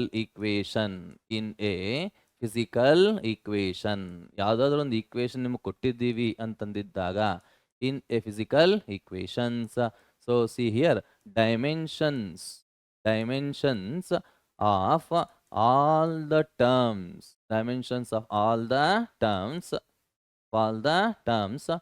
must be same ಅಂತ ಹೇಳ್ತಾರೆ. Must be same. ಓಕೆನಾ? ಇಲ್ಲ ಆರ್ ಓರ್ ಆರ್. ಇನ್ನೂ ಒಂದು ರೀತಿ ನಾವು ಅರ್ಥ ಮಾಡ್ಕೋಬಹುದು ಈ ಪ್ರಿನ್ಸಿಪಲ್ ಆಫ್ ಹೋಮೋಜಿನಿಟಿ ಏನು ಹೇಳುತ್ತೆ ಅಂತಂದಾಗ, ನೋಡಿ ಇಲ್ಲಿ the quantities which has same dimensions the quantities which has same dimensions are always added or subtracted ಅಂತ ಹೇಳ್ತಾರೆ. ಯಾವ ಕ್ವಾಂಟಿಟೀಸ್ಗೆ ಸೇಮ್ ಡೈಮೆನ್ಷನ್ಸ್ ಇರುತ್ತೋ ಅಂತಹ ಒಂದು ಕ್ವಾಂಟಿಟೀಸ್ನ ನಾವು ಆ್ಯಡ್ ಮಾಡಬಹುದು, ಇಲ್ಲ ಅಂದರೆ ಸಬ್ಟ್ರಾಕ್ಟ್ ಮಾಡಬಹುದು ಅಂತ ಅರ್ಥ. ಅಂದರೆ meaning ಗೊತ್ತಾದಲ್ವಾ?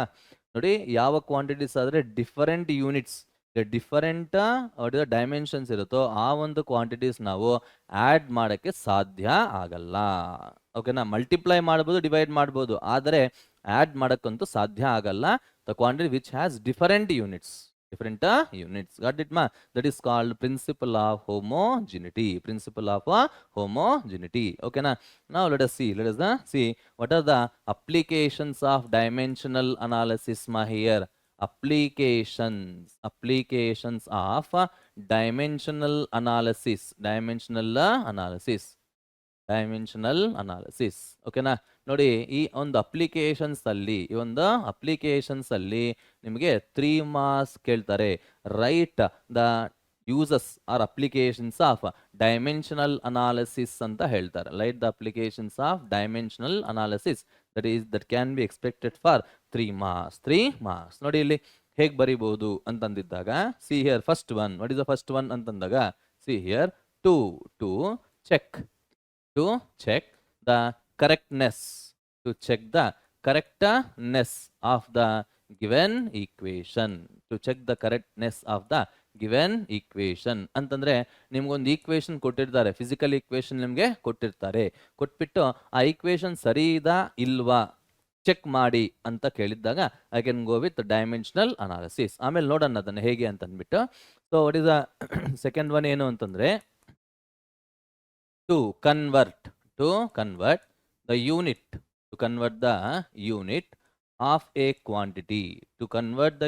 of a quantity from one system to another system ಅಂತ ಹೇಳ್ತಾರೆ. from one system to another system, ಒಂದು ಸಿಸ್ಟಮ್ ಇಂದ ಇನ್ನೊಂದು ಸಿಸ್ಟಮ್ಗೆ ಕನ್ವರ್ಟ್ ಮಾಡಬೇಕು ಅಂತಂದ್ರು we can use dimensional analysis ಅಂತ ಹೇಳ್ತಾರೆ. ಅದು ಹೇಗೆ ಅಂತ ನಾವು ಆಮೇಲೆ ನೋಡೋಣ, one by one. Okay, third one ನೋಡೋಣ. What are uses of this ಅಂತಂದ್ರೆ, so see here to obtain the relation between various physical quantities ಅಂತ ಹೇಳ್ತಾರೆ. to obtain the relation between various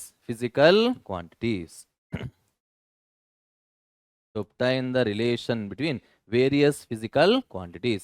ಎರಡು ಅಥವಾ ಮೂರು ನಾಲ್ಕು ಕ್ವಾಂಟಿಟೀಸ್ ಮಧ್ಯದಲ್ಲಿ ರಿಲೇಷನ್ ನಾವು ತರಬೇಕು ಅಂತಂದ್ರು we can use dimensional analysis. ಅದು ಹೇಗೆ ಅಂತ ಆಮೇಲೆ ಒನ್ ಬೈ ಒನ್ ನಾವು ನೋಡೋಣ, ಸರಿನಾ? ಸೊ ನೋಡಿ, 3 ಮಾರ್ಕ್ಸ್ ಕೇಳಿದ್ದಾಗ ನೀವು ಈ 3 ಪಾಯಿಂಟ್ ನ ಬರೆದ್ರೆ ಸಾಕಾಗುತ್ತೆ. ಓಕೆನಾ? And now let us see one after the other. ಒಂದಾದ್ಮೇಲೆ ಒಂದು ಅಪ್ಲಿಕೇಶನ್ಸ್ ಬಗ್ಗೆ ನಾವು ನೋಡೋಣ. This can be expected for 3 marks. Okay, ಒಂದೊಂದು ಅಪ್ಲಿಕೇಶನ್ 3 ಮಾರ್ಕ್ಗೆ ಎಕ್ಸ್ಪೆಕ್ಟ್ ಮಾಡಬಹುದು. ಓಕೆ, ನಾ let's see what is the first application here. First application to check the correctness of the equation.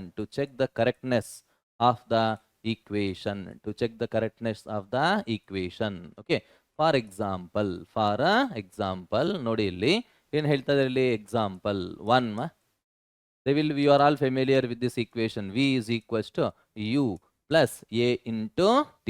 ಇದು ಈಕ್ವೇಶನ್, ಫಿಸಿಕಲ್ ಈಕ್ವೇಶನ್ ಆಗಿರುತ್ತೆ. ಈ ಈಕ್ವೇಶನ್ ಕರೆಕ್ಟ್ ಇದಾ ಇಲ್ವಾ ಅಂತ ಚೆಕ್ ಮಾಡ್ಬೇಕು ನಾವು. ಹೇಗೆ ಚೆಕ್ ಮಾಡ್ತೀರಾ? Apply dimensional analysis. ನೋಡಿ, ಪ್ರಿನ್ಸಿಪಲ್ ಆಫ್ ಹೋಮೋಜಿನಿಟಿ ಏನ್ ಹೇಳುತ್ತೆ ನಿಮ್ಗೆ ಅಂತಂದ್ರೆ, ಯಾವ್ದಾದ್ರು ಒಂದು ಫಿಸಿಕಲ್ ಈಕ್ವೇಶನ್ ಕೊಟ್ಟಿದ್ದಾರೆ ಅಂತಂದ್ರೆ ಅದರಲ್ಲಿ ಇರೋತಕ್ಕಂಥ ಪ್ರತಿಯೊಂದು ಟರ್ಮ್ ಒಂದೇ ಡೈಮೆನ್ಷನ್ ಹೊಂದಿರಬೇಕು. Is it right and not? Therefore V can say that. First ನೋಡಿ, ಇಲ್ಲಿ LHS ಅಲ್ಲಿ ವಿ ಅಂದ್ರೆ ಏನು? Final velocity. ಯು ಅಂದ್ರೆ ಇನಿಷಿಯಲ್ ವೆಲಾಸಿಟಿ. ಎ ಅಂದ್ರೆ ಆಕ್ಸಲರೇಷನ್. ಟಿ ಅಂದ್ರೆ time. Is it right and not? So ನೋಡಿ, ಇಲ್ಲಿ ಹೇಗೆ ನಾವು ಚೆಕ್ ಮಾಡಬಹುದು ಅಂತ ಅಂದ್ಬಿಟ್ಟು ಒಂದ್ಸಲ ನೀಟಾಗಿ ಅನಲೈಸ್ ಮಾಡಿ. LHS ನಾನು ಕನ್ಸಿಡರ್ ಮಾಡ್ತಾ ಇದ್ದೀನಿ. LHS ಅಲ್ಲಿ ನಿಮ್ಗೆ ವಿ ಇದಲ್ವಾ? ವಿ ಅಂತಂದ್ರೆ ವೆಲಾಸಿಟಿಗೆ ಡೈಮೆನ್ಷನಲ್ ಫಾರ್ಮುಲಾ ಏನು? ಯೂನಿಟ್ ಏನು? ನೋಡಿ, ವೆಲಾಸಿಟಿ ನಾನು ಮೀಟರ್ ಪರ್ ಸೆಕೆಂಡ್ ಅಂತ ಬರೀಬಹುದು. ದೇರ್ಫೋರ್ ಮೀಟರ್ ಅಂದ್ರೆ L⁻⁴, ಟೈಮ್ ಅಂದ್ರೆ T⁻⁻⁻⁴ ಅಂತ ಬರೀಬಹುದು. ಓಕೆನಾ? ನೋಡಿ, ಇಲ್ಲಿ RHS ನಾನು ಕನ್ಸಿಡರ್ ಮಾಡ್ತಾ ಇದ್ದೀನಿ. RHS ಅಲ್ಲಿ ನಿಮಗೆ 2 ಟರ್ಮ್ಸ್ ಇದೆ, ಒಂದು ಯು, ಇನ್ನೊಂದು A into T. Is it right? So U ನ ಏನ್ ಬರೆಯುವುದು? Initial velocity. ಒಂದು ವಿಷಯ ಚೆನ್ನಾಗಿ ಅರ್ಥ ಮಾಡ್ಕೊಳ್ಳಿ, ವೆಲಾಸಿಟಿ ಅಂದ್ರೆ ಒಂದೇ ಡೈಮೆನ್ಷನಲ್ ಫಾರ್ಮುಲಾ. ಅದು ಇನಿಷಿಯಲ್ ವೆಲಾಸಿಟಿ ಆಗಿರ್ಬೋದು, ಫೈನಲ್ ವೆಲಾಸಿಟಿ ಆಗಿರ್ಬೋದು, ಲೀನಿಯರ್ ವೆಲಾಸಿಟಿ ಆಗಿರ್ಬೋದು, ಅಂಡ್ ಟ್ಯಾಂಜೆನ್ಷಿಯಲ್ ವೆಲಾಸಿಟಿ ಆಗಿರ್ಬೋದು. Okay, this are all only one velocity. ಎಲ್ಲದಕ್ಕೂ ಒಂದೇ ಡೈಮೆನ್ಷನಲ್ ಫಾರ್ಮುಲಾ ಇರುತ್ತೆ. ದಟ್ ಈಸ್ L⁻⁴ T⁻⁻⁻⁴ ಅಂತ ಬರೀತೀರ. RHS ಅಲ್ಲಿ ಇನ್ನೂ ಒಂದು ಟರ್ಮ್ ಇದೆ, A ಇಂಟು ಟಿ ಅಂತ ಅಂದ್ಬಿಟ್ಟು, ಆಕ್ಸಲರೇಷನ್ ಇಂಟು ಟೈಮ್. ಆಕ್ಸಲರೇಷನ್ ಅಂದ್ರೆ ಏನು? ನೋಡಿ ನೀಟಾಗಿ ಅಬ್ಸರ್ವ್ ಮಾಡಿ. ಆಕ್ಸಲರೇಷನ್ ನಾವು ಹೇಗೆ ಮೆಜರ್ ಮಾಡ್ತೀವಿ ಅಂತಂದ್ರೆ it is measured as metre per second square ಅಂತ ಬರಿತೀವಿ. That is L power 1 T power minus 2. That is for acceleration. That is for acceleration. Into time ಇದೆ. ತುಂಬಾ ಜನ ಸ್ಟೂಡೆಂಟ್ ಮರ್ತು ಬಿಡ್ತಾರೆ, ಇಲ್ಲಿ ಇಂಟು ಟೈಮ್ ಇರುತ್ತೆ. Therefore time into T power 1 ಅಂತ ಬರೀಬಹುದು. If you do simplification I will get ನೋಡಿ L power 1 T power minus 1 ಅಂತ ಬರುತ್ತೆ. ಎಲ್ಲ ಟರ್ಮ್ಸ್ ಅಬ್ಸರ್ವ್ ಮಾಡಿ. V L power 1 T power minus 1, U L power 1 T power minus 1, A into T L power 1 T power minus 1. therefore we can write that ಏನು ಹೇಳ್ಬೋದು ನಾವಿಲ್ಲಿ, since all the terms has same dimensions. ಎಲ್ಲ ಟರ್ಮ್ಸ್ಗೂ ಒಂದೇ dimensions ಇದೆ, has same dimensions. Is it right or not? therefore ಅಲ್ಲ hence according to principle of homogeneity, according to principle of homogeneity, the given equation is correct. Correct ಅಂತ ಹೇಳ್ತಾರೆ. according to principle of homogeneity the given equation is correct. ಅರ್ಥ ಆಗ್ತದಲ್ವಾ ಹೇಗೆ ನಾವು analyse ಮಾಡ್ತಾ ಇದ್ದೀವಿ ಈ ಒಂದು ಅಪ್ಲಿಕೇಶನ್ನ ಅಂತ ಅಂದ್ಬಿಟ್ಟು. ಓಕೆನಾ? ನಾವು ಡೆಸ್ ಇನ್ನೂ ಒಂದು ಎಕ್ಸಾಂಪಲ್ ಕೊಡ್ತೀನಿ, ಬೇಕಾದರೆ ಅನಲೈಸ್ ಮಾಡಿ. ಎಕ್ಸಾಂಪಲ್ 2 ಸೇಮ್ ಥಿಂಗ್ ನೋಡಿ. ಇಲ್ಲಿ V square is equals to U square plus 2as ಅಂತ ಬರುತ್ತೆ. V square is equal to U square plus 2as ಅನ್ನೋ ಒಂದು ಫಾರ್ಮುಲಾ ಇದೆ. ಸೊ ಇಲ್ಲೂ ಅಷ್ಟೇ ನೀವು ಅನಲೈಸ್ ಮಾಡಿ ಇದು ಕರೆಕ್ಟ್ ಇದಾ ಇಲ್ಲ ಅಂತ ಅಂದ್ಬಿಟ್ಟು. Let us check for L H S. ಏನ್ರಿ ಇದು ನಿಮಗೆ? V square. ನೀಟಾಗಿ ಅನಲೈಸ್ ಮಾಡಿ. ವಿ ಅಂತಂದ್ರೆ L power 1 T power minus 1 whole square ಮರಿಬಾರ್ದು. therefore ನೋಡಿ ಇಲ್ಲಿ ಎಲ್ 1 ಇಂಟು 2 ಅಂದ್ರೆ 2 ಬರುತ್ತೆ. ಟಿ ಮೈನಸ್ 1 ಇಂಟು 2 ಅಂದ್ರೆ ಮೈನಸ್ 2 ನಿಮಗೆ ಸಿಗುತ್ತೆ. Is it right? The same manner whenever we go with right hand side ಹೋಗಿದ್ದಾಗ ನಿಮಗೆ ಎರಡು ಟರ್ಮ್ಸ್ ಇದೆ, ಒಂದು ಯು ಸ್ಕ್ವೇರ್, ಇನ್ನೊಂದು A into S. 2 is a ಕಾನ್ಸ್ಟೆಂಟ್ಗೆ ಡೈಮೆನ್ಷನಲ್ ಫಾರ್ಮುಲಾ 0. ಅರ್ಥ ಆಗ್ತದ? ಸೊ 2ನ ನಾವು ಕನ್ಸಿಡರ್ ಮಾಡಬಾರ್ದು. ಗಾಟ್ ಇಟ್ ಮಾ? therefore you can say that ನೋಡಿ ಇಲ್ಲಿ ಯು ಸ್ಕ್ವೇರ್ ಅನ್ನೋದೇನಾಗುತ್ತೆ ಅಂತಂದ್ರೆ L power 1 T power minus 1 whole power 2 ಅಂತ ಬರುತ್ತೆ. ವೆಲಾಸಿಟಿ ಅಲ್ವಾ, ಹೋಲ್ ಪವರ್ 2 ನಾವು ಬರ್ದಿದ್ದಾಗ you can write L power 2 T power minus 2 ಅಂತ ಬರೀಬಹುದು. ಸರಿನಾ? ದ ಸೇಮ್ ಮ್ಯಾನರ್ ಇಲ್ಲಿ ನೋಡಿ, ಇಲ್ಲಿ 2as ತಗೋಣ. ಇಲ್ಲಿ a ಇಂಟು ಎಸ್ ಮಾತ್ರ ಕನ್ಸಿಡರ್ ಮಾಡ್ತಾ ಇದ್ದೀನಿ ನಾನು. ಯಾಕೆ ಅಂತಂದಾಗ since 2 is a constant, it is a number. ನಂಬರ್ಸ್ಗೆ ನಿಮಗೆ dimensional formula 0. For numbers there is no dimensional formula. Got it ಮಾ? therefore a ಆಕ್ಸಲರೇಷನ್ ಅಂದ್ರೆ L power 1 T power minus 2. ಓಕೆನಾ? ಇಂಟು ಎಸ್ ಇದೆ. ಎಸ್ ಅಂದ್ರೆ ಎಲ್ ಟು ದಿ ಪವರ್ 1 ಅಂತ ಅರ್ಥ. Multiply ಮಾಡಿ ಇಲ್ಲಿ ಏನು ಬರುತ್ತೆ ಅಂತ, L power 2 T power minus 2 ಅಂತ ಬರುತ್ತೆ. ಸೊ ಎಲ್ಲ ಈಕ್ವೇಶನ್ಸ್ ನೀವು ಅಬ್ಸರ್ವ್ ಮಾಡಿದ್ದಾಗ since all the terms has same dimensions ಎಲ್ಲ ಟರ್ಮ್ಸ್ಗೂ ಒಂದೇ ಡೈಮೆನ್ಷನ್ಸ್ ಇರೋದ್ರಿಂದ you can say the given equation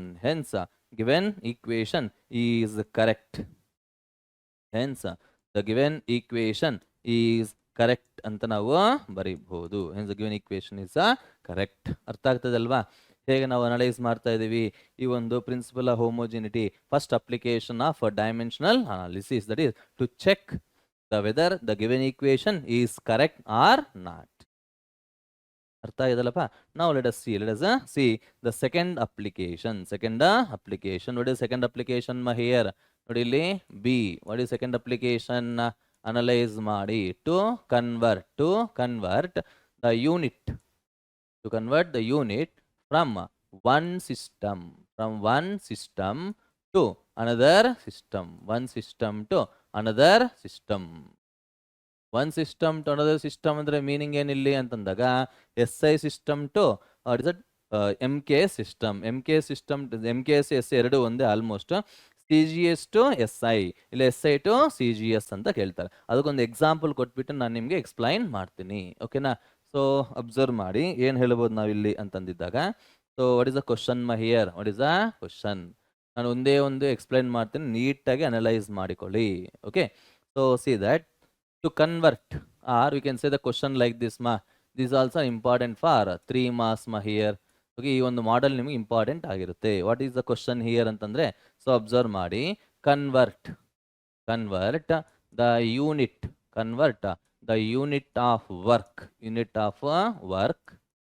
from CGS to SI, from CGS system to SI system. ಓಕೆನಾ? ಇಲ್ಲಿ ಏನನ್ನು ಅಬ್ಸರ್ವ್ ಮಾಡ್ಬೇಕು ನೀವು ಅಂತ ನಾನು ಹೇಳ್ತಾ ಇದ್ದೀನಿ ನೋಡಿ.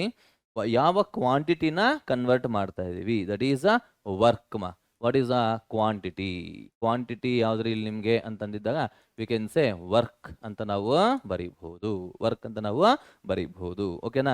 ಸೊ ವಿ ನೋ ದಟ್ ನೋಡಿ, ಯಾವ್ದಾದ್ರು ಒಂದು ಕ್ವಾಂಟಿಟಿನ ನಾವು ಹೇಗೆ ಬರೀಬಹುದು ಅಂತಂದಾಗ ನೋಡಿ, ಎನ್ ಇಂಟು ಯು ಅಂತ ಬರೀಬಹುದು.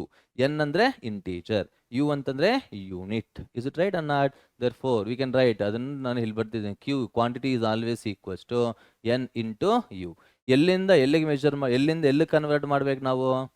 CGS to SI. ಓಕೆನಾ? ನೋಡಿ, ನೀಟಾಗಿ ಅರ್ಥ ಮಾಡ್ಕೊಳ್ಳಿ.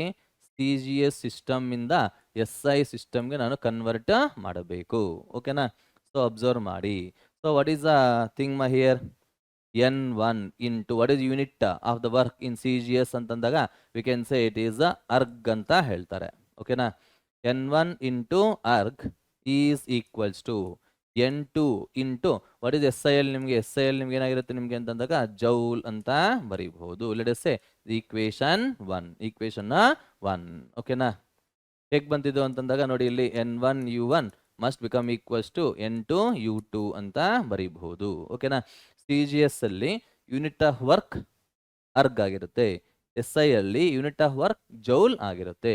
ನಾವು ಇವಾಗ ನಮ್ಮ ಏಮ್ ಏನು ಅಂತಂದ್ರೆ 1 erg is equal to how many joules ಅನ್ನೋದೇ ನಮ್ಮ intention.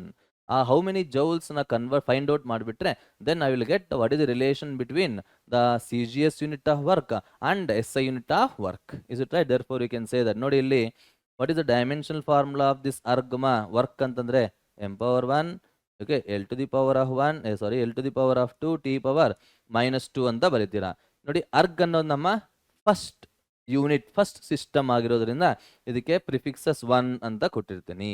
Got it is equals to N2 into okay ನೋಡಿ, ವರ್ಕ್ ಅಲ್ವಾ, m⁴1 L⁴2 T power -2, ಅದೇ ಸೆಕೆಂಡ್ ಸಿಸ್ಟಮ್ ಆಗಿರೋದ್ರಿಂದ 2 ಅಂತ ಬರೀಬಹುದು.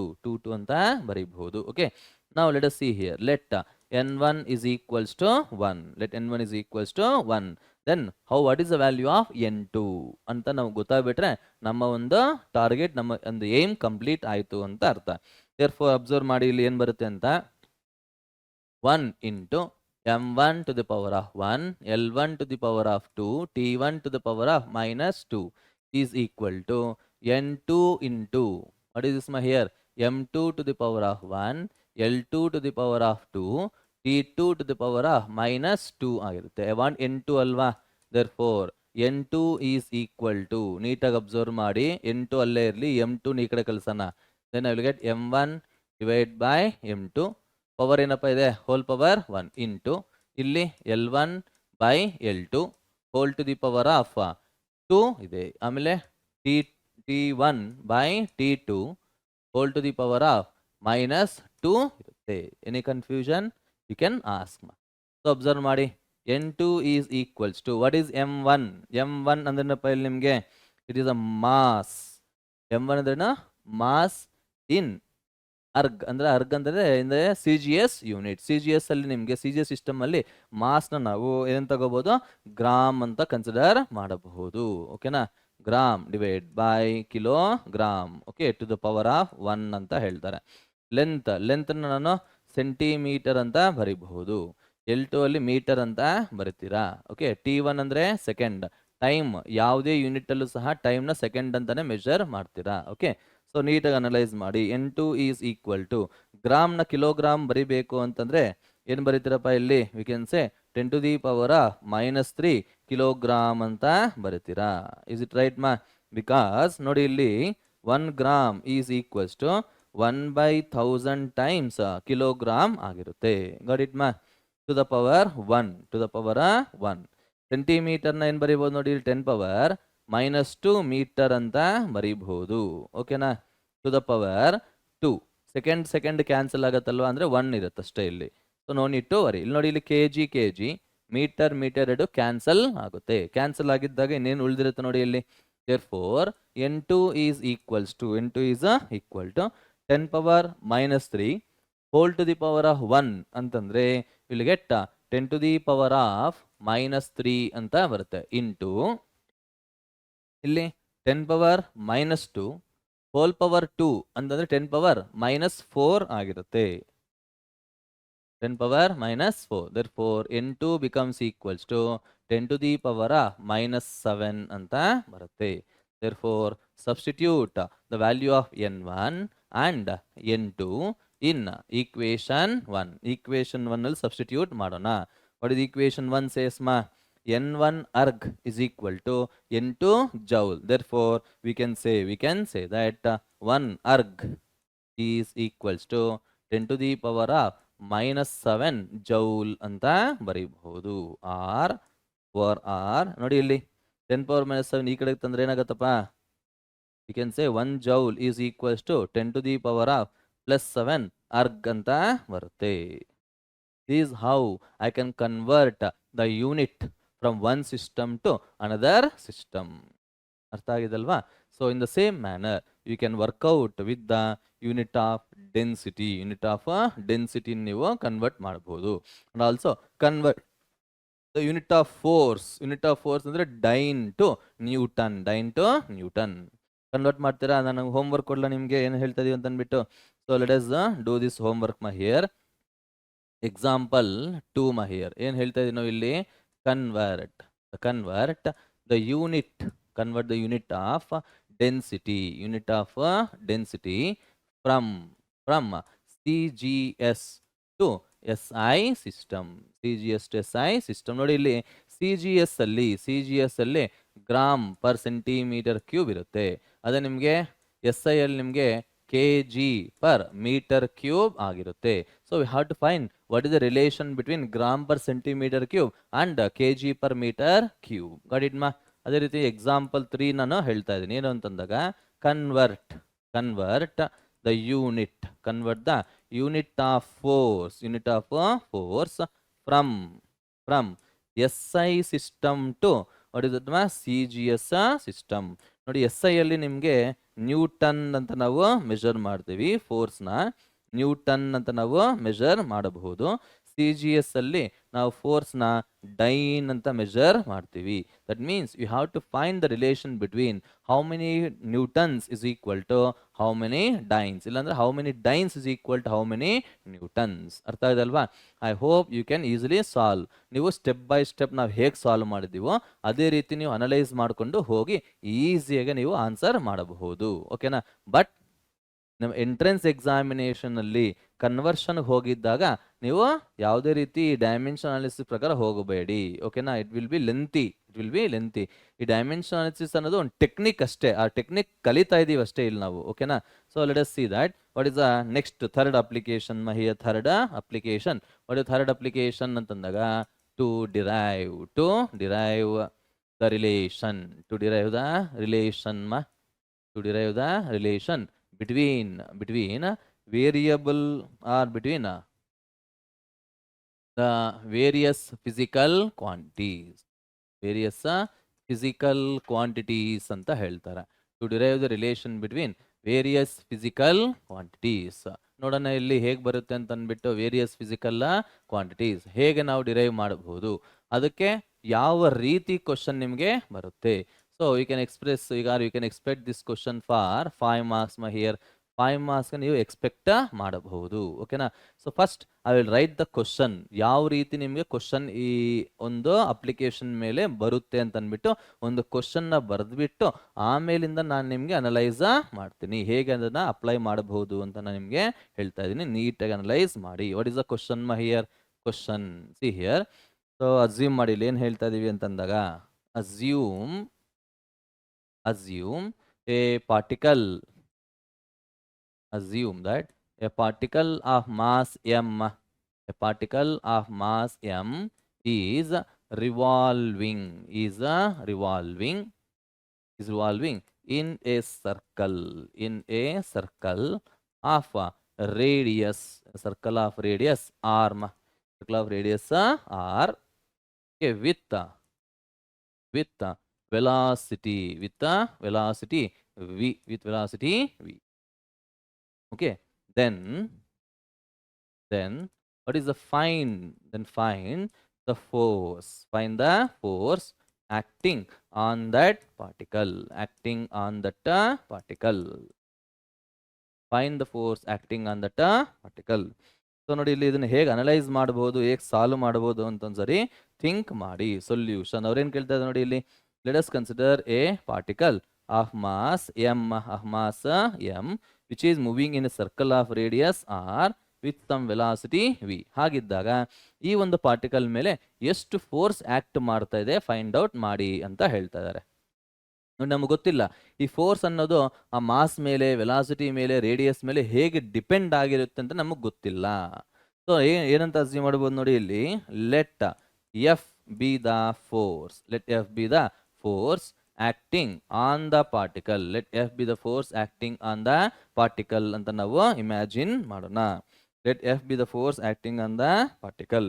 ಅರ್ಥ ಆಗ್ತದಲ್ವಾ ಏನ್ ಹೇಳ್ತಾ ಇದೀವಿ ಅಂತ ಅಂದ್ಬಿಟ್ಟು.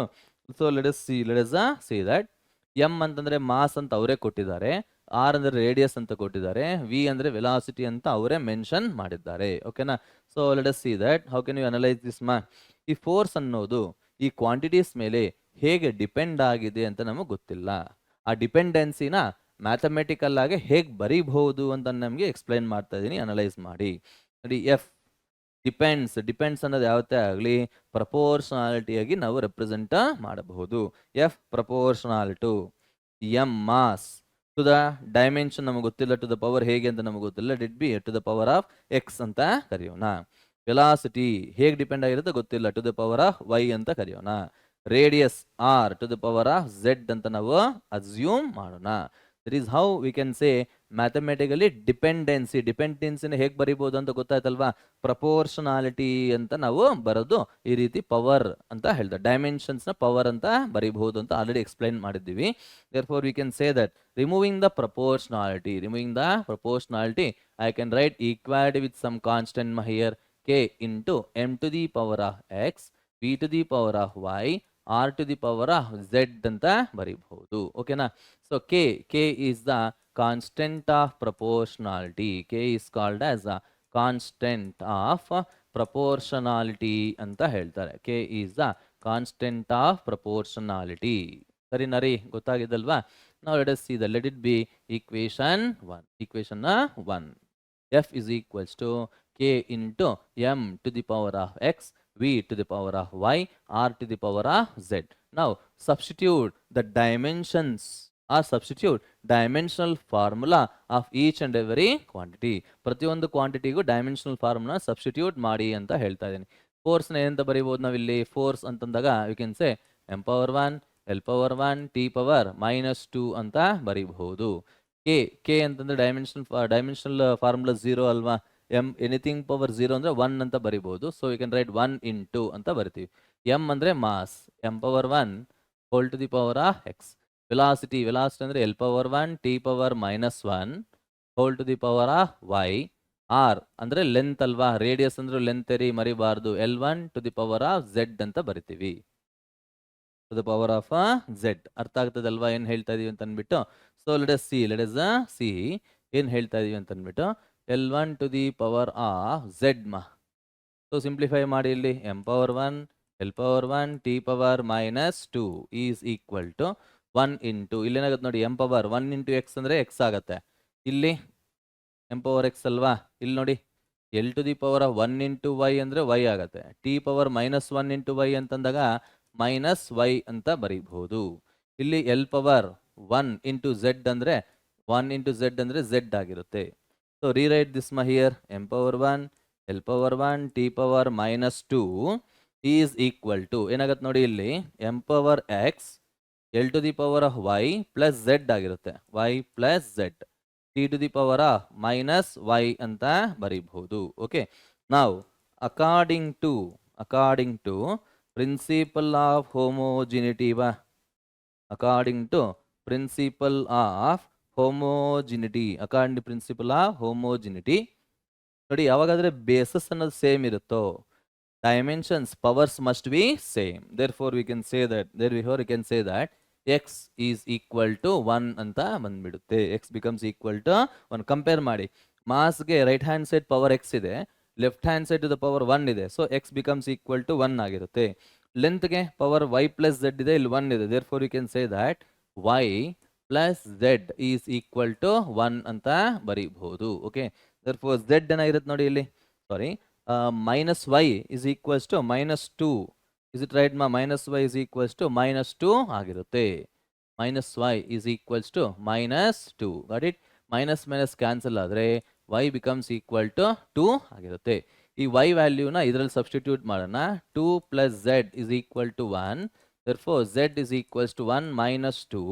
Z is equals to minus 1 ಅಂತ ಬರುತ್ತೆ. Therefore substitute x comma y and z values, okay, in equation 1. equation substitute ಮಾಡಿದ್ರೆ you will get f is equals to k into m to the power of 1 v to the power of y ಅಂದ್ರೆ 2 r to the power of minus 1 ಅಂತ ಬರೀಬಹುದು. okay, therefore we can write ಏನು ಬರೀಬಹುದು ನೋಡಿ ಇಲ್ಲಿ, f is equals to k into m v square divided by r ಅಂತ ಬರಿತೀವಿ. is how we can get the expression for force acting on the particle of mass m moving in a circle with radius r and with velocity v. Got the point, ma? Like that we can get the relation between any quantities. okay na? ನೋಡಿ ಇಲ್ಲಿ ಈ k value ನಿಮಗೆ 1 ಅಂತ ಬರುತ್ತೆ ಎಕ್ಸ್ಪೆರಿಮೆಂಟಲಿ. therefore by putting the value of k equal to 1, then you will get f is equals to just mv square by r. we call this force as centripetal force ಅಂತ ಕರಿತೀವಿ. centripetal force ಅರ್ಥ ಆಗಿದಲ್ವಾ ಹೇಗೆ ನಾವು analyse ಮಾಡ್ತಾ ಇದೀವಿ ಅಂತ ಅಂದ್ಬಿಟ್ಟು? ಒಂದ್ಸರಿ ನೀಟಾಗಿ ಥಿಂಕ್ ಮಾಡಿ, ಕ್ವಶನ್ನ ನೀಟಾಗಿ ಅನಲೈಸ್ ಮಾಡಿ, ಯಾವ ಕ್ವಾಂಟಿಟಿ ಯಾವುದ್ರ ಮೇಲೆ ಡಿಪೆಂಡೆನ್ಸಿ ಕೊಟ್ಟಿದ್ದಾರೆ ಅಂತ ಥಿಂಕ್ ಮಾಡಿ.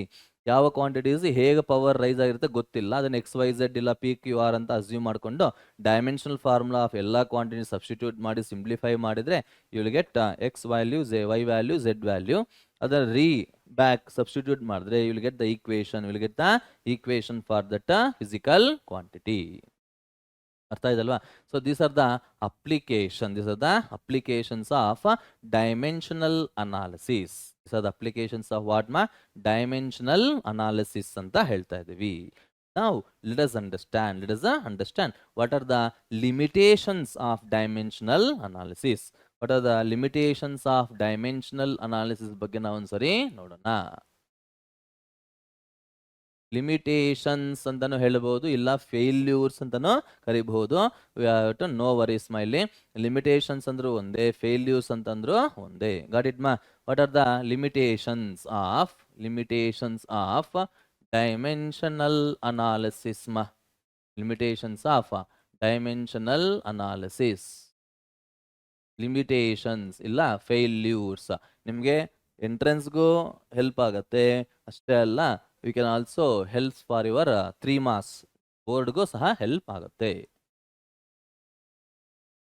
3 marks ಕೇಳ್ತಾರೆ. 3 marks ಕೇಳಿದಾಗ ಬರೀ ನೀವು 3 ಪಾಯಿಂಟ್ ಬರೆದ್ರೆ ಸಾಕಾಗುತ್ತೆ. ಗೊತ್ತಿದೆ ಅಂತಂದ್ರೆ ಎಲ್ಲ ಪಾಯಿಂಟ್ಸ್ ಬರೆಯೋ ನೆಸೆಸಿಟಿ ಇಲ್ಲ. Okay, so what are the limitations? So see here, first one ಏನು ಅಂತಂದಾಗ it cannot be used to confirm the given equation, to confirm the given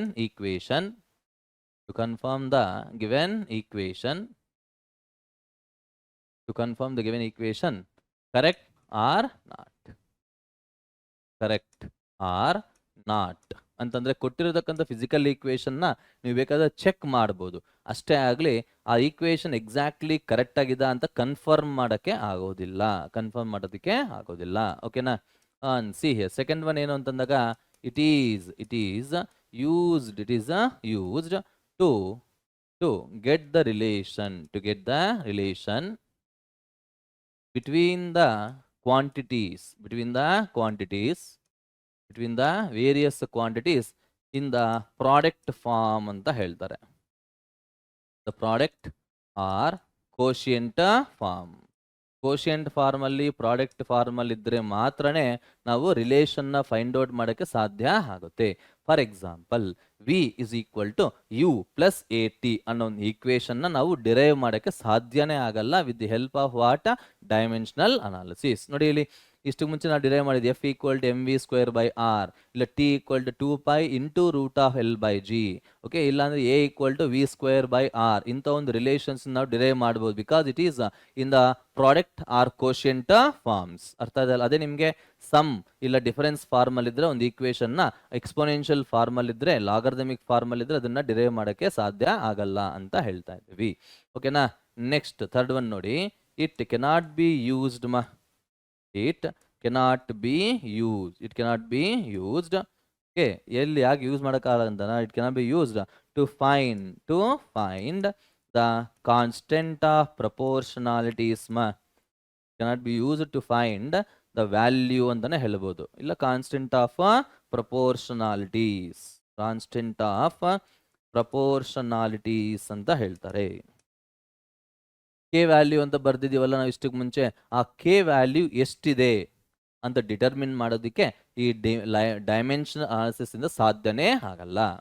is it right? For example, time period of the simple pendulum value ಏನು? T equal to K into root of L by G ಅಂತ ಮಾತ್ರ ನೀವು find out ಮಾಡ್ಬೋದು. ಆದರೆ ಆ K value 2π ಅಂತ experimental ಆಗಿ ನಾವು ಫೈಂಡ್ ಔಟ್ ಮಾಡೋದು ಅಷ್ಟೇ ಆಗಲಿ. ಡೈಮೆನ್ಷನ್ ಅನಾಲಿಸಿಸ್ ಇಂದ ಆ ಕೆ ವ್ಯಾಲ್ಯೂ 2π ಅಂತ ನಾವು ಫೈಂಡ್ ಔಟ್ ಮಾಡೋಕ್ಕೆ ಆಗೋದಿಲ್ಲ. ಗೊತ್ತಾಗಿದಲ್ಲಪ್ಪ? Like that it fails to give the value of what is that constant of proportionalities ಅಂತ ಹೇಳ್ತಾರೆ. And later see here, it cannot be applied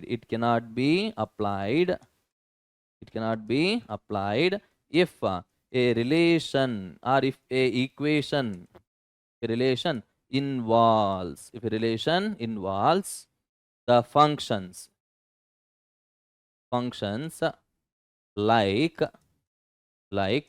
trigonometric functions ಅಂದ್ರೆ ಯಾವುದಾದ್ರು ಒಂದು ಈಕ್ವೇಷನ್ ನಲ್ಲಿ ಕಾಸ್ ಇಲ್ಲ ಸೈನ್ ಇಲ್ಲ ಟ್ಯಾನ್ ಅನ್ನೋ ಒಂದು ಟ್ರಿಗ್ನಾಮೆಟ್ರಿಕ್ ಫಂಕ್ಷನ್ಸ್ ಅನ್ನೋದು ಇದ್ದರೆ ಅಂತಹ ಒಂದು ಈಕ್ವೇಷನ್ಸ್ ನ ಡಿರೈವ್ ಮಾಡೋಕ್ಕೂ ಸಾಧ್ಯ ಆಗಲ್ಲ, ಅಂತ ಒಂದು ಈಕ್ವೇಷನ್ಸ್ ನ ಅನಲೈಸ್ ಮಾಡೋಕ್ಕೂ ಸಹ ಸಾಧ್ಯ ಆಗಲ್ಲ ಅಂತ ಹೇಳ್ತಾರೆ. ಟ್ರಿಗ್ನಾಮೆಟ್ರಿಕ್ ಫಂಕ್ಷನ್ಸ್ ಆಗಿರ್ಬೋದು, ಇಲ್ಲ ಅಂತಂದ್ರೆ ಎಕ್ಸ್ಪೋನೆನ್ಷಿಯಲ್ ಫಂಕ್ಷನ್ಸ್ ಆಗಿರಬಹುದು. ಎಕ್ಸ್ಪೋನೆನ್ಷಿಯಲ್ ಅಂಡ್ ಲಾಗರ್ದಮಿಕ್ ಫಂಕ್ಷನ್ಸ್ ಒಂದು ಈಕ್ವೇಷನ್ ಅಲ್ಲಿ ಎಲ್ಲ ಫಂಕ್ಷನ್ಸ್ ಅನ್ನು ಇನ್ವಾಲ್ವ್ ಆಗಿದ್ರೆ ಇದನ್ನೆಲ್ಲ ನಾವು ಅನಲೈಸ್ ಮಾಡೋಕ್ಕೆ ಸಾಧ್ಯ ಆಗಲ್ಲ ಅಂತ ಹೇಳ್ತಾರೆ. These are the important limitations of dimensional analysis. ಗೊತ್ತಾಯ್ತಲ್ಲಪ್ಪ? So these are the things which you have to understand about the dimensional analysis ಅಂತ ಹೇಳ್ಬೋದು. ಓಕೆನಾ ರೀ? ನಾನು ನಿಮ್ಗೆ ಏನು ಹೇಳಿದ್ದೇನೆ? ಡೈಮೆನ್ಷನ್ಸ್ ಅಂದ್ರೆ ಏನು ಹೇಳಿದ್ದೇನೆ? ಪ್ರಿನ್ಸಿಪಲ್ ಆಫ್ ಹೋಮೋಜಿನಿಟಿ ಅಂದ್ರೆ ಏನು, ಡೈಮೆನ್ಷನ್ ಫಾರ್ಮುಲಾ ಹೇಗೆ ಬರೀಬಹುದು ಅಂತ ಎಕ್ಸ್ಪ್ಲೇನ್ ಮಾಡಿದ್ದೀನಿ.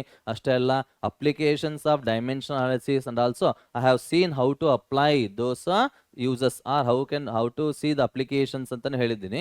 ಅಷ್ಟೇ ಅಲ್ಲ, ಲಿಮಿಟೇಷನ್ಸ್ ಆಫ್ ಡೈಮೆನ್ಷನ್ ಅನಾಲಿಸಿಸ್ ನಿಮಗೆ ಎಕ್ಸ್ಪ್ಲೈನ್ ಮಾಡಿದ್ದೀನಿ. ಓಕೆನಾ? ನಾವು let us see what is the next concept that is called significant figures. ಓಕೆನಾ ರೀ? ಸಿಗ್ನಿಫಿಕೆಂಟ್ ಫಿಗರ್ಸ್ ಬಗ್ಗೆ ನಾವು ಸ್ವಲ್ಪ ಡಿಸ್ಕಸ್ ಮಾಡ್ಕೊಂಡು ಹೋಗೋಣ. What are the significant figures ಅಂತ ಹೇಳ್ತಾರೆ. What are this significant figures? What is this significant figures ಅಂದ್ರೆ ಮೀನಿಂಗ್ ಏನು ಅಂತಂದಾಗ ನೋಡಿ, ಇಲ್ಲಿ the sum of certain and uncertain digits in a number or in a measurement, okay, is called significant figures. ಅಂತ ಹೇಳಬಹುದು. called significant figures. ನೋಡಿ, what are the rules?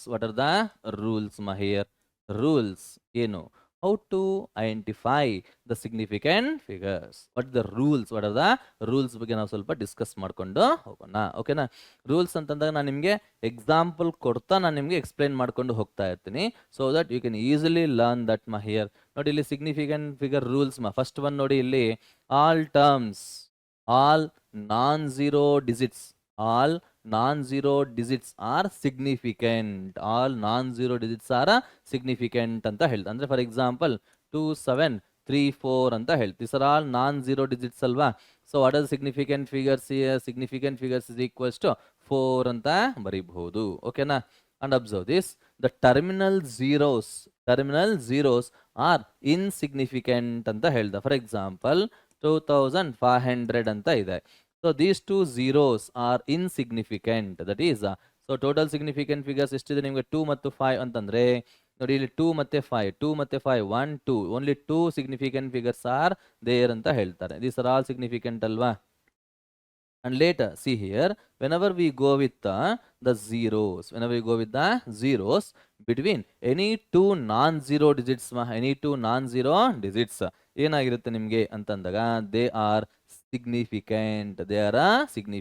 ಓಕೆನಾ? Observe ಮಾಡಿ, ಈ ಝೀರೋಸ್ ಅನ್ನೋದು ನಿಮಗೆ ಟೂ ನಾನ್ ಝೀರೋ ಡಿಜಿಟ್ಸ್ ಮಧ್ಯದಲ್ಲಿ ಇದ್ದರೆ then these two zeros can be considered as significant. Therefore ಎಷ್ಟು ಸಿಗ್ನಿಫಿಕೆಂಟ್ ಫಿಗರ್ಸ್ ಆಗತ್ತಪ್ಪ ನಮ್ಗೆ ಇಲ್ಲಿ? ವಿ ಕ್ಯಾನ್ ಗೋ ವಿತ್ 5 ಅಂತ ಹೇಳ್ಬೋದು. 5 is it right or not?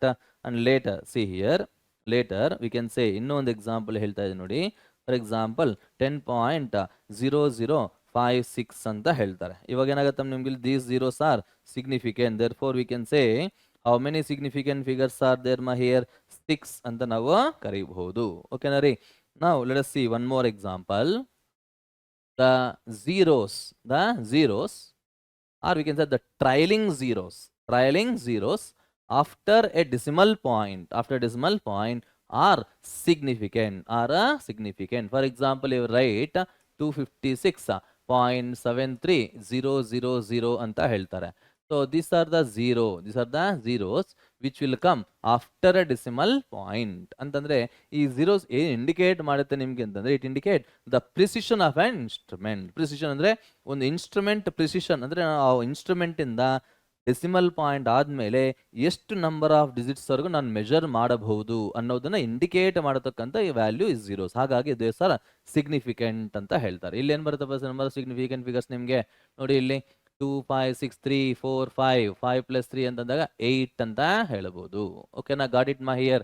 And for a number less than 1, ಓಕೆನಾ? ನೋಡೋಣ ಇಲ್ಲಿ. For example if I say 0.0012 ಅಂತ ಹೇಳ್ತೇನೆ. ನೋಡಿ, for a number less than 1, the zeros after a decimal point before a non zero digit are insignificant ಅಂತ ಹೇಳ್ತಾರೆ. Therefore you can say how many significant figures are there here? 2 ಅಂತ ಹೇಳ್ಬೋದು. Okay, ನಾವು let us see that 0.0600800 ಅಂತ ಬಂದಿದೆ. How many significant figures are there here ಅಂತಂದ್ರೆ ನೋಡಿ, these are all significant figures therefore you can say totally 6 significant figures are there ಅಂತ ಹೇಳ್ತಾರೆ. ಓಕೆನಾ? and one more thing ನೋಡಿ ಇಲ್ಲಿ, if I have any what is that exponential value, for example you can say 25.8 into 10 to the power of 8 ಅಂತ ಹೇಳ್ತಾರೆ. ಅವಾಗ ಎಷ್ಟು significant figures ಇದೆ ಅಂತ ಐಡೆಂಟಿಫೈ ಮಾಡ್ಬೋದು. ಈ ಎಕ್ಸ್ಪೊನೆನ್ಷಿಯಲ್ ವ್ಯಾಲ್ಯೂಸ್ನ ನಾವು ಕನ್ಸಿಡರ್ ಮಾಡಬಾರ್ದು. Therefore we can have only 3 ಅಂತ ಹೇಳ್ಬೋದು. Have only 3 significant figures. These are the rules we have to keep in our mind to identify the number of significant figures. ಗೊತ್ತಾಗಿದೆಲ್ಲಪ್ಪ ಏನು ಹೇಳ್ತಾ ಇದೀವಿ ಅಂತ ಅಂದ್ಬಿಟ್ಟು. in the same manner ನೋಡಿ ಇಲ್ಲಿ, whenever we add the numbers, how to write the result ಅನ್ನೋದು ನಮಗೆ ಗೊತ್ತಿರಬೇಕು. and whenever we multiply or divide the numbers, how to write the final result ಅನ್ನೋದನ್ನ ನೋಡೋಣ. ಓಕೆನಾ? so let us see that. so in the sum or difference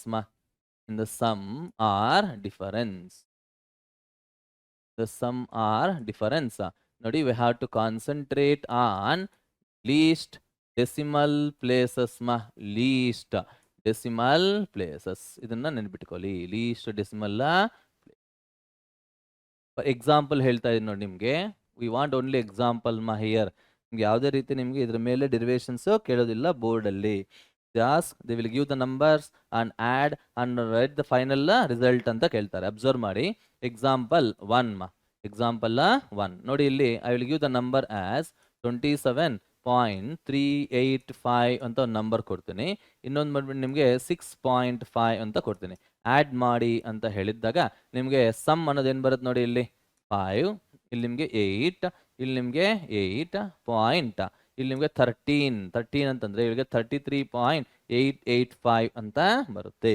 but how to write this final result, how to write the final result ಅಂತಂದಿದ್ದಾಗ ನೀಟಾಗಿ analyse ಮಾಡಿ. ಕೊಟ್ಟಿರತಕ್ಕಂಥ numbers ಅಲ್ಲಿ ಯಾವ ನಂಬರ್ಗೆ ಕಡಿಮೆ ಡೆಸಿಮಲ್ ಪ್ಲೇಸಸ್ ಇರುತ್ತೋ ಅಷ್ಟು ಡೆಸಿಮಲ್ ಪ್ಲೇಸಸ್ ವರೆಗೂ ನೀವು ಫೈನಲ್ ರಿಸಲ್ಟ್ ನ ಬರೀಬೇಕು. ಓಕೆನಾ? ನೋಡಿ ಇಲ್ಲಿ ಫಸ್ಟ್ ನಂಬರ್ 27.385 ಅಲ್ಲಿ ನಿಮಗೆ 3 ಡೆಸಿಮಲ್ ಪ್ಲೇಸಸ್ ಇದೆ. ಅದೇ ಸೆಕೆಂಡ್ ನಂಬರ್ 6.5 ಅಲ್ಲಿ ಓನ್ಲಿ 1 ಡೆಸಿಮಲ್ ಪ್ಲೇಸ್ ಇದೆ. therefore how to write this final result final result should be written to a decimal place equal to least of the given numbers. That means we can write this as ನೋಡಿ ಇಲ್ಲಿ 33 point only 1 decimal ಪ್ಲೇಸ್ಗೆ ಬರೀಬಹುದು. ನಾವು rounding of ಮಾಡ್ಕೊಂಡು ಹೋಗಿದ್ದಾಗ I will get 33.9 ಅಂತ ಬರುತ್ತೆ. This is the value. This is how I can write the sum of these two numbers. The same manner difference also difference ಅಲ್ಲೂ ಅಷ್ಟೇ. ಕೊಟ್ಟಿರತಕ್ಕಂಥ ನಂಬರ್ಸ್ ಅಲ್ಲಿ ಯಾವ ನಂಬರ್ಗೆ ಕಡಿಮೆ ಡೆಸಿಮಲ್ ಪ್ಲೇಸಸ್ ಇರುತ್ತೋ ಅಷ್ಟು ನಂಬರ್ ಆಫ್ ಡೆಸಿಮಲ್ ಪ್ಲೇಸಸ್ಗೆ ನಾವು ಫೈನಲ್ ಆನ್ಸರ್ನ ಬರೀಬೇಕು. ಓಕೆನಾ?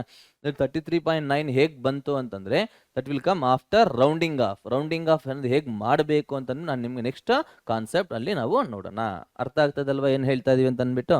So I hope you are following here. ಸೊ ಇನ್ನೂ ಒಂದು ಎಕ್ಸಾಂಪಲ್ ನಾನು ನಿಮಗೆ ಕೊಡ್ತಾ ಇದ್ದೀನಿ. Please check it here. You can say 33.888 here. ಇನ್ನೊಂದು ಬಂದ್ಬಿಟ್ಟು ನಿಮಗೆ 6.55 ಇದೆ ಅಂತ ಹೇಳ್ತಾರೆ. Let us add these two numbers and write the final result. ಹೇಗೆ ಬರೀಬೋದು ನೋಡಿ. ಇಲ್ಲಿ 8 ಇರುತ್ತೆ. ಇಲ್ಲಿ ಏನು ಬರೋದು 8 + 5 ಅಂತಂದಾಗ ಯು ಕ್ಯಾನ್ ಸೇ 13. ಇಲ್ಲಿ ನಿಮಗೆ 14 ಆಗಿರುತ್ತೆ. ಸೊ 70 ಹಂಗೆ 40.438 ಅಂತ ಬರುತ್ತೆ. ಸೊ ಈ ಒಂದು ಆನ್ಸರ್ನ ನಾವು ಫೈನಲ್ ಆಗಿ ಹೇಗೆ ಬರೀಬೇಕಾಗಿರುತ್ತೆ ಹೇಳ್ತೀರಾ? 2 ನಂಬರ್ಸ್ ನಿಮಗೆ ಕೊಟ್ಟಿದ್ದಾರೆ. ಈ 2 ನಂಬರ್ಸ್ ಅಲ್ಲಿ ಯಾವ ನಂಬರ್ಗೆ ಕಡಿಮೆ ಡೆಸಿಮಲ್ ಪ್ಲೇಸ್ ಇದಪ್ಪ? ಸೆಕೆಂಡ್ ನಂಬರ್ ತಾನೆ. ಇಲ್ಲಿ 6.55 ಅಂತಂದ್ರೆ ಇದಕ್ಕೆ only 2 decimal places are they. therefore I want to express the final result into 2 decimal places. therefore you can write this as ನೋಡಿ ಇಲ್ಲಿ 40.4 ಅಲ್ವಾ? ಇಲ್ಲಿ 40.44 ಅಂತ ಬರೀಬಹುದು. ದಿಸ್ ದ ಫೈನಲ್ ರಿಸಲ್ಟ್ ಅಂತ ಹೇಳ್ಬೋದು. ಅರ್ಥ ಆಗ್ತದಲ್ವಾ? I hope you are all following here. In the same manner we can concentrate on the product or in the quotient. ಅದ್ರ ಬಗ್ಗೆ ನಾವು ಡಿಸ್ಕಸ್ ಮಾಡ್ಕೊಂಡು ಹೋಗೋಣ. ನೋಡಿ ಇಲ್ಲಿ ಏನು ಹೇಳ್ತಾ ಇದೀವಿ ಅಂತ ಅಂದ್ಬಿಟ್ಟು in the product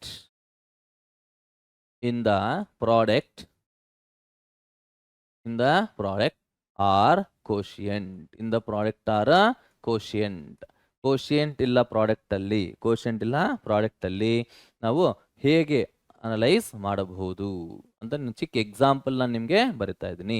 ಇಲ್ಲಿ ನಿಮಗೆ ಏನು ನೆನ್ಪಿಟ್ಕೋಬೇಕು ನೀವು ಅಂತಂದಾಗ we have to concentrate on least significant figures. For example ನೋಡಿ ಇಲ್ಲಿ ವಿ ಕ್ಯಾನ್ ಗೋ ವಿತ್ ಏನು ಹೇಳ್ಬೋದು ನಾವಿಲ್ಲಿ ಅಂತಂದಾಗ V can say 2.55 into V can ಸೇ 1.1 ಅಂತ ಹೇಳ್ತಾರೆ. 1.1 ಗಾಟ್ ಇಟ್ ಸೊ ಮಲ್ಟಿಪ್ಲೈ ಮಾಡಿ ಎಷ್ಟು ಬರುತ್ತೆ ಅಂತ ಆನ್ಸರ್ ಹೇಳಿ. 11 5 55 ಅಲ್ವಾ? 5 ಇರುತ್ತೆ.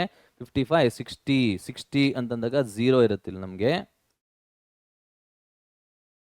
11 5 55 5 ಇರುತ್ತೆ. 55 60 ಇರುತ್ತೆ. 6 ಇರುತ್ತೆ ನಿಮಗೆ. 22 + 6 ಅಂತಂದಾಗ ಯು ಕ್ಯಾನ್ ಸೇ 28.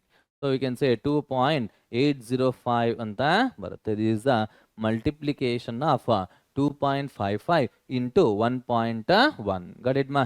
ಸೊ ಈ ಒಂದು ರಿಸಲ್ಟ್ನ ಫೈನಲ್ ಆಗಿ ಹೇಗೆ ಬರಿಬೇಕಾಗಿರುತ್ತೆ ಅಂತಂದಿದ್ದಾಗ ನೋಡಿ, ಕೊಟ್ಟಿರತಕ್ಕಂಥ ಎರಡು ನಂಬರ್ಸಲ್ಲಿ ಯಾವ ನಂಬರ್ಗೆ ಕಡಿಮೆ ಸಿಗ್ನಿಫಿಕೆಂಟ್ ಫಿಗರ್ಸ್ ಇರುತ್ತೋ ಅಷ್ಟು ಸಿಗ್ನಿಫಿಕೆಂಟ್ ಫಿಗರ್ಸಲ್ಲಿ ನಾವು ಆನ್ಸರ್ನ ಎಕ್ಸ್ಪ್ರೆಸ್ ಮಾಡಬೇಕು.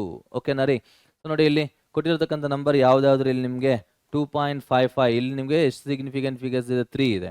1.11 ಇಲ್ಲಿ ನಿಮಗೆ ಸಿಗ್ನಿಫಿಕೆಂಟ್ ಫಿಗರ್ಸ್ 2 ಇದೆ. Therefore final result should also contain only 2 significant figures. Got it ಮಾ? ದೇರ್ ಫೋರ್ ಹೇಗೆ ಬರೀಬೋದಪ್ಪ ನಮ್ಗೆ ಇಲ್ಲಿ ಆನ್ಸರ್ ಒಂದ್ಸಲ ನೀಟಾಗಿ ನೋಡಿ. ಇಲ್ಲಿ 2 ಸಿಗ್ನಿಫಿಕೆಂಟ್ ಫಿಗರ್ಸ್ ವರೆಗೂ ಮಾತ್ರ ಬರೀಬೇಕು, ಇನ್ನು ಉಳಿದಿರೋದೆಲ್ಲ ನಾವು ಎಲಿಮಿನೇಟ್ ಮಾಡಬೇಕು. Therefore you can say 2.8 ಅಂತ ಬರಿತೀವಿ. 2.8, that is the final result of the multiplication of these two numbers. ಗೊತ್ತಾಗಿದಲ್ವಾ? ಇನ್ ದ ಸೇಮ್ ಮ್ಯಾನರ್ ನೀವು ಯಾವುದೊಂದು 2-3 ಎಕ್ಸಾಂಪಲ್ ಹಾಕೊಳ್ಳಿ, ಅನಲೈಸ್ ಮಾಡಿ. ಗೊತ್ತಾಯ್ತಲ್ವಾ?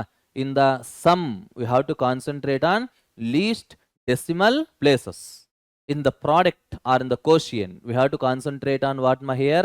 Addition alli least and decimal places. ಅದೇ ಪ್ರಾಡಕ್ಟ್ ಅಲ್ಲಿ ನೀವು ಲೀಸ್ಟ್ ಸಿಗ್ನಿಫಿಕೆಂಟ್ ಫಿಗರ್ಸ್ ಯಾವ ನಂಬರ್ ಇದೋ ಅಷ್ಟು ಸಿಗ್ನಿಫಿಕೆಂಟ್ ಫಿಗರ್ಸ್ ಫೈನಲ್ ರಿಸಲ್ಟ್ ನ ಬರೀಬೇಕು. ಸರಿನಾ ರೀ? So that is about the what is that rules to identify the significant figures. Sarina re? Now let us have an idea. Let us have an idea about rounding off. Rounding off. Okay na re? Rounding off the numbers. About rounding off the numbers. Rounding off the numbers ಬಗ್ಗೆ ಒಂದು ಸ್ವಲ್ಪ discuss ಮಾಡಿಕೊಂಡು ಹೋಗೋಣ. You are all familiar. ನೀವು 8th 9th 10th ಕ್ಲಾಸಲ್ಲೆಲ್ಲ ನೀವು ಈಸಿಯಾಗಿ round of ಮಾಡ್ಕೊಂಡು ಹೋಗ್ತಾ ಇರ್ತೀರ ವ್ಯಾಲ್ಯೂಸ್ನ. ಇದು ರೈಟ್? ಅದೇ ರೀತಿ ಇಲ್ಲೊಂದು ಸ್ವಲ್ಪ ರೀಕ್ಯಾಪ್ ಮಾಡ್ಕೊಳ್ಳೋಣ, so that you can easily answer the here example ನಾವು ನೋಡ್ಕೊಂಡು ಹೋಗೋಣ. ಇಸ್ ಇಟ್ ರೈಟ್ ಮಾ? So see here for example 2.857 ಇದಪ್ಪ, 857. ಓಕೆನಾ? ನೋಡಿ, I want to drop this 7. ನೋಡಿ, ಈ 7 ಅನ್ನೋ ಒಂದು ಡಿಜಿಟ್ನ ನಾನು ಡ್ರಾಪ್ ಮಾಡಬೇಕು, ಬಿಟ್ಬಿಡ್ಬೇಕು ಅಂತಂದಾಗ ನಾವೇನು ನೋಡ್ಬೇಕಿಲ್ಲಿ ಅಂತಂದಾಗ, see here the drop digit. ಯಾವ ಡಿಜಿಟ್ನ ಡ್ರಾಪ್ ಮಾಡ್ತೀವೋ ಆ ಡಿಜಿಟ್ ಅನ್ನೋದು ಗ್ರೇಟರ್ ದ್ಯಾನ್ 5 ಆಗಿದ್ದರೆ ಅವಾಗ ಅದು ಪ್ರಿಸೀಡಿಂಗ್ ಡಿಜಿಟ್ಗೆ ಒಂದು ಇನ್ಕ್ರೀಸ್ ಮಾಡಿ ಬರೀಬೇಕು. So this will become equals to 2.86 ಅಂತ ಬರುತ್ತೆ. 2.86. ನೋಡಿ, 7 ಅನ್ನೋದು ನಿಮಗೆ ಡ್ರಾಪ್ ಮಾಡಬೇಕಾಗಿರ್ತಕ್ಕಂಥ ಡಿಜಿಟ್. ಆ 7 ಅನ್ನೋದು ಗ್ರೇಟರ್ ದ್ಯಾನ್ 5 ಇದಲ್ವಾ, ಹಾಗಾಗಿ ಅದರ ಪ್ರಿಸೀಡಿಂಗ್ ಡಿಜಿಟ್ 5 ಇದೆ, ಅದಕ್ಕೆ 1 ಇನ್ಕ್ರೀಸ್ ಮಾಡಿದಾಗ 6 ಆಗುತ್ತೆ. 2.86. ಓಕೆನಾ? First example. ಸೆಕೆಂಡ್ ಎಕ್ಸಾಂಪಲ್ ನೋಡಿ, 2.85 ಇದಪ್ಪ, 5 4. I want to drop this 4. ಈ 4 ನಾನು ಡ್ರಾಪ್ ಮಾಡಬೇಕು, ರೌಂಡ್ ಆಫ್ ಮಾಡಬೇಕು ಅಂತಂದಾಗ, if this dropping digit is less than 5, then you drop the digit as it is. Simple ಆಗಿ ಡ್ರಾಪ್ ಮಾಡಿಬಿಡಿ ಅಂತ ಹೇಳ್ತಾ ಇದ್ದಾರೆ. ಹಾಗಾಗಿ ನಿಮ್ಗೆ ಏನು ಬರ್ತದೆ ಇಲ್ಲಿ 2.85 ಅಂತ ಬರೀಬಹುದು.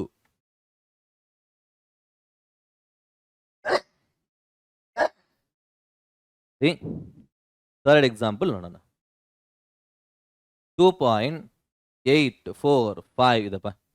ನಾವು ದ ಡ್ರಾಪಿಂಗ್ ಡಿಜಿಟ್, ಯಾವ ಡಿಜಿಟ್ನ ಡ್ರಾಪ್ ಮಾಡಬೇಕೋ ಅದು ಈಕ್ವಲ್ ಟು 5 ಇದ್ದರೆ ಅವಾಗ ಏನು ಮಾಡಬೇಕು ಅಂತಂದರೆ, ಅವಾಗ ಅದು ಪ್ರಿಸೀಡಿಂಗ್ ಡಿಜಿಟ್ನ ಅಬ್ಸರ್ವ್ ಮಾಡಬೇಕು. ಪ್ರಿಸೀಡಿಂಗ್ ಡಿಜಿಟ್ ಅನ್ನೋದು ಈವನ್ ಆಗಿದ್ದರೆ ಅವಾಗ ಆ ನಂಬರ್ನ ಸುಮ್ಮನೆ ಬಿಟ್ಬಿಡಿ. ಓಕೆನಾ?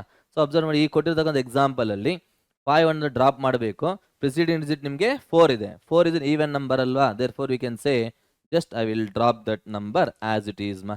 So what is the final result here? 2.4 ಅಂತ ಬರಿಬೋದು. 2.84 ಗಾಟ್ ಇಟ್ ಮಾ? ನೋಡಿ, ಫೋರ್ತ್ ಎಕ್ಸಾಂಪಲ್. ಸಪೋಸ್ 2.875 ಅಂತ ಇದಪ್ಪ. ಈ 5ನ ಡ್ರಾಪ್ ಮಾಡಬೇಕು ಅಂತಂದರೆ ಅದು ಪ್ರಿಸೀಡಿಂಗ್ ಡಿಜಿಟ್ ಅನ್ನೋದು ಆಡ್ ನಂಬರ್ ಆಗಿದ್ದರೆ ಆವಾಗ ಆ ನಂಬರ್ಗೆ ಒಂದು ಇನ್ಕ್ರೀಸ್ ಮಾಡಿ ಬರೀರಿ ಅಂತ ಹೇಳ್ತದೆ. Therefore you get the answer as 2.88 ಅಂತ ಬರುತ್ತೆ. ಅಂಡರ್ಸ್ಟ್ಯಾಂಡಿಂಗ್ ಮಾ? This is how we can round off the numbers. I hope you are understanding these things. ಅರ್ಥ ಆಗಿದೆ ಅಂತ ನಾನು ಎಕ್ಸ್ಪೆಕ್ಟ್ ಮಾಡ್ತಾ ಇದ್ದೀನಿ. Now let us solve few MCQ questions based on these topics. Let us see the first problem what they have given to you. Nodi illi the respective number of significant figures of the for the numbers 23.023 comma 0.003 and 22.1 into 10 power minus 3 r ಅಂತ ಕೇಳ್ತಾ ಇದ್ದಾರೆ. ನೋಡಿ ಇಲ್ಲಿ first of all ಒಂದ್ಸರಿ ಯೋಚನೆ ಮಾಡಿ 23.023 ಎಲ್ಲಿಂದ ಹೇಳಿದ್ರೆ ನಿಮಗೆ 1 2 3 4 5 ಅಲ್ವಾ ನಿಮಗೆ there are 5 significant figures and in this number there is only one significant figure ಅಂತ ನಾವು ಹೇಳ್ಬೋದು. And whenever we take 2.1 into 10 to the power of minus 3 ಇದರಲ್ಲಿ ನಿಮಗೆ how many significant figures are there? There are two significant figures. Is it right? Therefore we can say that 5 1 2 ಅಂತ ಹೇಳ್ಬೋದು. Hence we can choose option A. Option A. ಗೊತ್ತಾಗಿದಲ್ವಾ ಏನು ಹೇಳ್ತಾ ಇದೀವಿ ಅಂತ ಅಂದ್ಬಿಟ್ಟು. Now let us see the next question what they are saying to us. The numbers 5.355 and 5.345 on rounding off to 3 significant figures will give ಅಂತ ಹೇಳ್ತಾ ಇದ್ದಾರೆ. ನೋಡಿ ಇಲ್ಲಿ ಎರಡು ನಂಬರ್ ನಿಮಗೆ ಕೊಟ್ಟಿದ್ದಾರೆ 5.355 up to how many significant figures we have to round up to 3 significant figures. Is it right? 3 significant figures ಅಂತಂದ್ರೆ ನಾನು ಈ ಒಂದು 5 ಅನ್ನೋ ಒಂದು ಡಿಜಿಟ್ ನ ಡ್ರಾಪ್ ಮಾಡಬೇಕಾಗಿರುತ್ತೆ. ಡ್ರಾಪ್ ಮಾಡಬೇಕಾದ್ರೆ ನೋಡಿ ಇಲ್ಲಿ ಪ್ರಿಸೀಡಿಂಗ್ ಡಿಜಿಟ್ ನೀವು ಅಬ್ಸರ್ವ್ ಮಾಡಿದಾಗ 5 ಅನ್ನೋದೇನು ನಿಮಗೆ odd number. therefore we can write 3.36 ಅಂತ ನಾವು ಬರೀಬಹುದು. Is it right or not? 3.36 ಆಗಿರುತ್ತೆ. ನೆಕ್ಸ್ಟ್ ಒಂದು ನೋಡಿ ಇಲ್ಲಿ 5.345 ಅಂತ ಹೇಳ್ತಾ 5.345 ಇದನ್ನು ಅಷ್ಟೇ 5 ಅಲ್ವಾ ನಾವು ಡ್ರಾಪ್ ಮಾಡಬೇಕಾಗಿರೋದು. ಸೊ ಪ್ರಿಸೀಡಿಂಗ್ ಡಿಜಿಟ್ ನಿಮ್ಗೆ ಈವನ್ ನಂಬರ್ ಆಗಿರೋದ್ರಿಂದ ವಿ ಕ್ಯಾನ್ ಸೇ 5.34 ಅಂತ ಹೇಳ್ಬೋದು.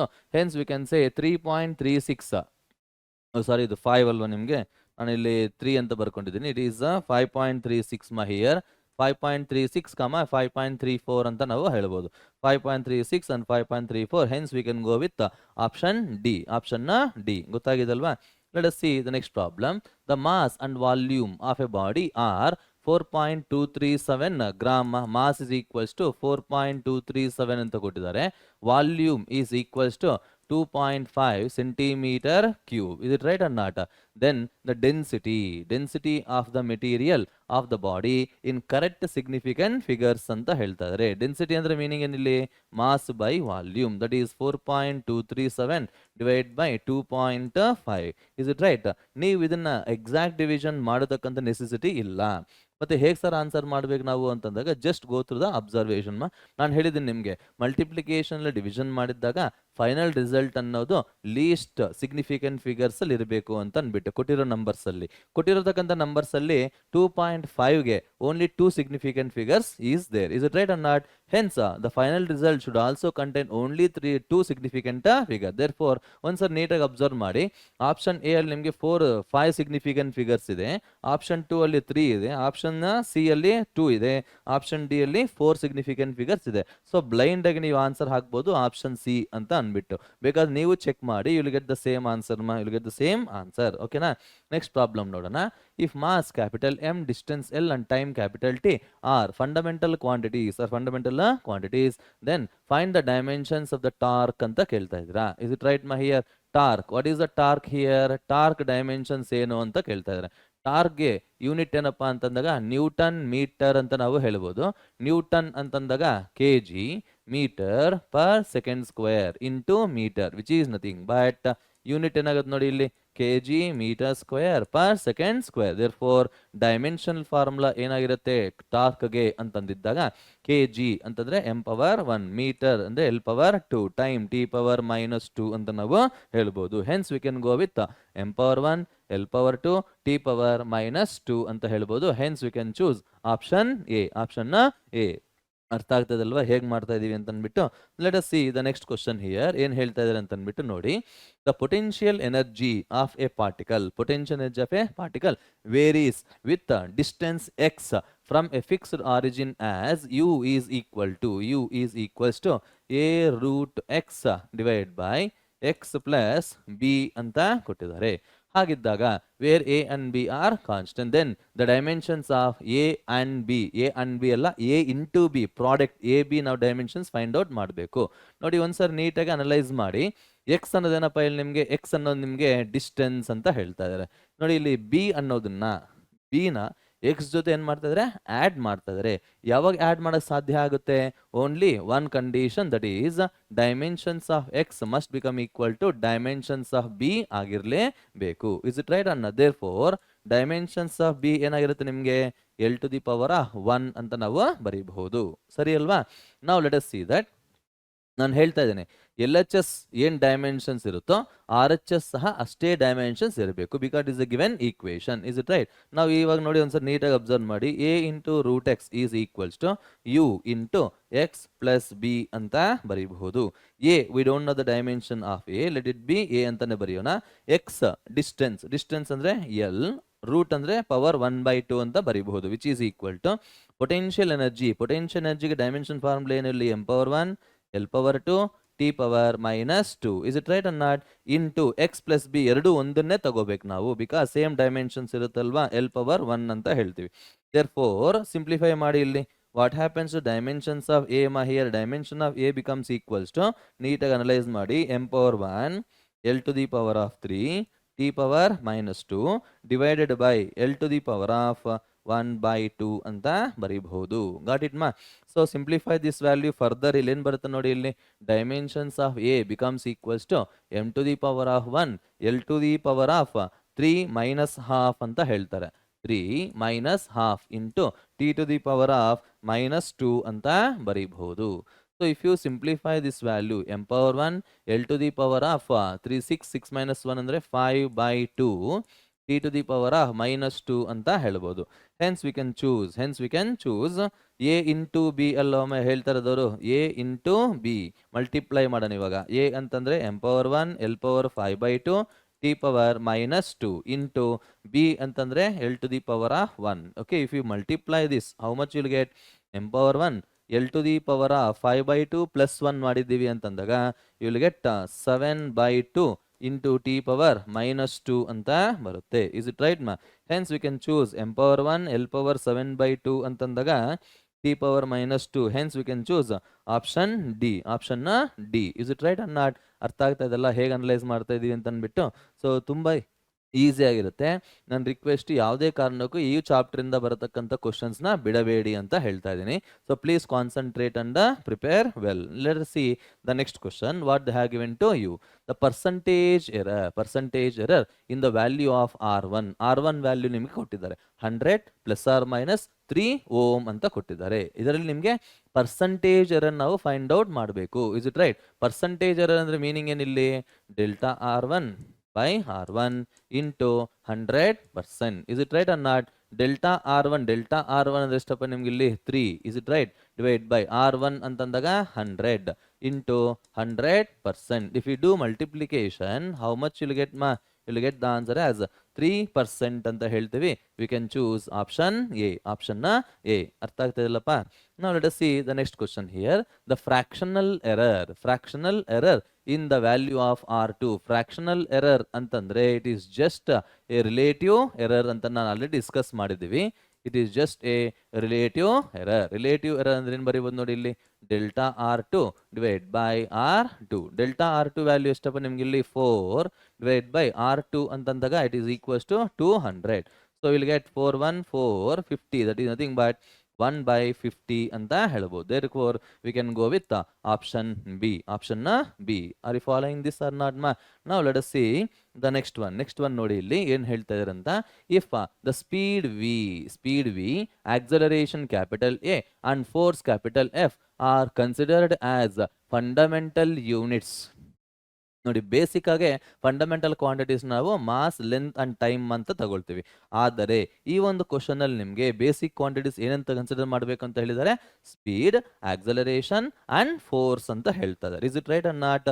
ಈ ಮೂರು ನಿಮಗೆ ಸ್ಪೀಡು, ಆಕ್ಸಲರೇಷನ್, ಫೋರ್ಸ್ ಅನ್ನೋದು ನಿಮಗೆ ಫಂಡಮೆಂಟಲ್ ಕ್ವಾಂಟಿಟೀಸ್ ಅಂತ ನಾವು ತಗೊಂಡಿದ್ದಾಗ we have to write the dimensions of Young's modulus ಅಂತ ಹೇಳ್ತಾ ಇದ್ದಾರೆ. Young's modulus. Is it right? Let y be the Young's modulus ಅಂತ ನಾವು ರೆಪ್ರೆಸೆಂಟ್ ಮಾಡೋಣ. Young's modulus. Is it right?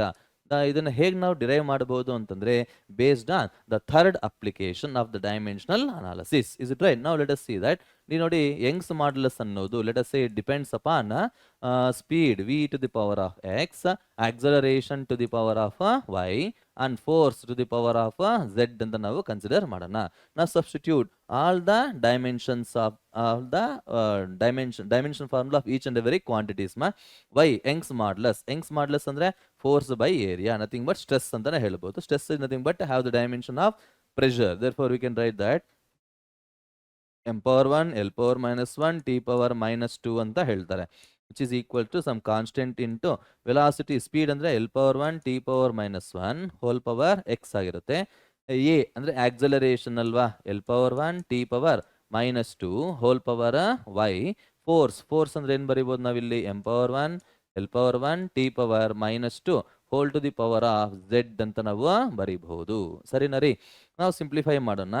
m power 1 l power minus 1 t power minus 2 becomes equals to k dimensional formula 1 ಅಲ್ವಾ. So 1 into m to the power of ಏನು ಬರುತ್ತೆ ನೋಡಿ, ಇಲ್ಲಿ ಯಾವುದೂ ಇಲ್ಲ, ಇಲ್ಲಿ ಮಾತ್ರನೇ ಇದೆ. 1 ಪವರ್ ಅಂದರೆ z ಅಂತ ಬರುತ್ತೆ. l to the power of ಇಲ್ಲಿ x ಇದೆ plus y plus z here x plus y plus z. So t to the power of ಏನು ಬರುತ್ತೆ minus X minus 2y minus 2z minus X minus 2y minus 2z ಅಂತ ನಾವು ಬರೀಬಹುದು. Is it right or not? ನಾವು so according to principle of homogeneity, when bases are same, powers that is dimension must be same ಅಂತ ನಾವು ಹೇಳ್ಬೋದು. So simplify ಮಾಡಿದಾಗ z value becomes equals ಏನಾಗುತ್ತೆ 1 ಆಗಿರುತ್ತೆ. z becomes equal to 1. ನೋಡಿ x plus y plus z is equals to minus 1 ಅಂತ ಹೇಳ್ಬೋದು. x plus y plus z is equals to minus 1 ಆಗಿರುತ್ತೆ. ಗಾಟ್ ಇಟ್ ಮಾ? And minus x minus 2y minus 2z here ಏನು ಬರೀಬೋದು ನಮಗಿಲ್ಲಿ minus x ಅಲ್ವಾ. ನೋಡಿ minus X minus 2y minus 2z is equal to how much will get here ಏನು ಬರುತ್ತೆ ಮೈನಸ್ 2 ಅಂತ ಬರುತ್ತೆ. Is it right or not? So simplify ಮಾಡೋಣ. ಇಲ್ಲಿ ಏನು ಬರುತ್ತೆ ಅಂತ ಒಂದ್ಸರಿ ಚೆಕ್ ಮಾಡೋಣ. ಈ z ವ್ಯಾಲ್ಯೂನ ಈ ಈಕ್ವೇಷನ್ ಮತ್ತು ಈ ಸೆಕೆಂಡ್ ಈಕ್ವೇಷನ್ ಸಬ್ಸ್ಟಿಟ್ಯೂಟ್ ಮಾಡಿದ್ದಾಗ ಏನು ಬರುತ್ತೆ ನೋಡಿ, ಇಲ್ಲಿ ಎಕ್ಸ್ ಪ್ಲಸ್ ವೈ ಪ್ಲಸ್ 1 ಆ ಕಡೆಗೆ ಹೋಗಿದ್ದಾಗ ಮೈನಸ್ 1 ಅಂತಂದರೆ x plus Y is equal to minus 2 ಅಂತ ಬರುತ್ತೆ. ಇಲ್ಲಿ z ಅಲ್ಲಿ 1 ಸಬ್ಸ್ಟಿಟ್ಯೂಟ್ ಮಾಡ್ಕೊಂಡು ನೋಡೋಣ. Minus X minus 2y minus 2 is equal to minus 2 ಅಂತ ಹೇಳ್ಬೋದು. ಮೈನಸ್ 2 ಮೈನಸ್ ಕ್ಯಾನ್ಸಲ್ ಆಗಿದ್ದಾಗ we can say X plus 2y is equal to 0 ಅಂತ ಹೇಳ್ಬೋದು. ನೋಡಿ ಈ ಒಂದು ಈಕ್ವೇಷನ್ ಸಬ್ಸ್ಟಿಟ್ಯೂಟ್ ಮಾಡೋಣ. X plus Y is equal to minus 2. Whenever we here subtract ಮಾಡಿದ್ದಾಗ ಏನಾಗುತ್ತೆ ನೋಡಿ, ಇಲ್ಲಿ ಎಕ್ಸ್ ಕ್ಯಾನ್ಸಲ್ ಆಗುತ್ತೆ.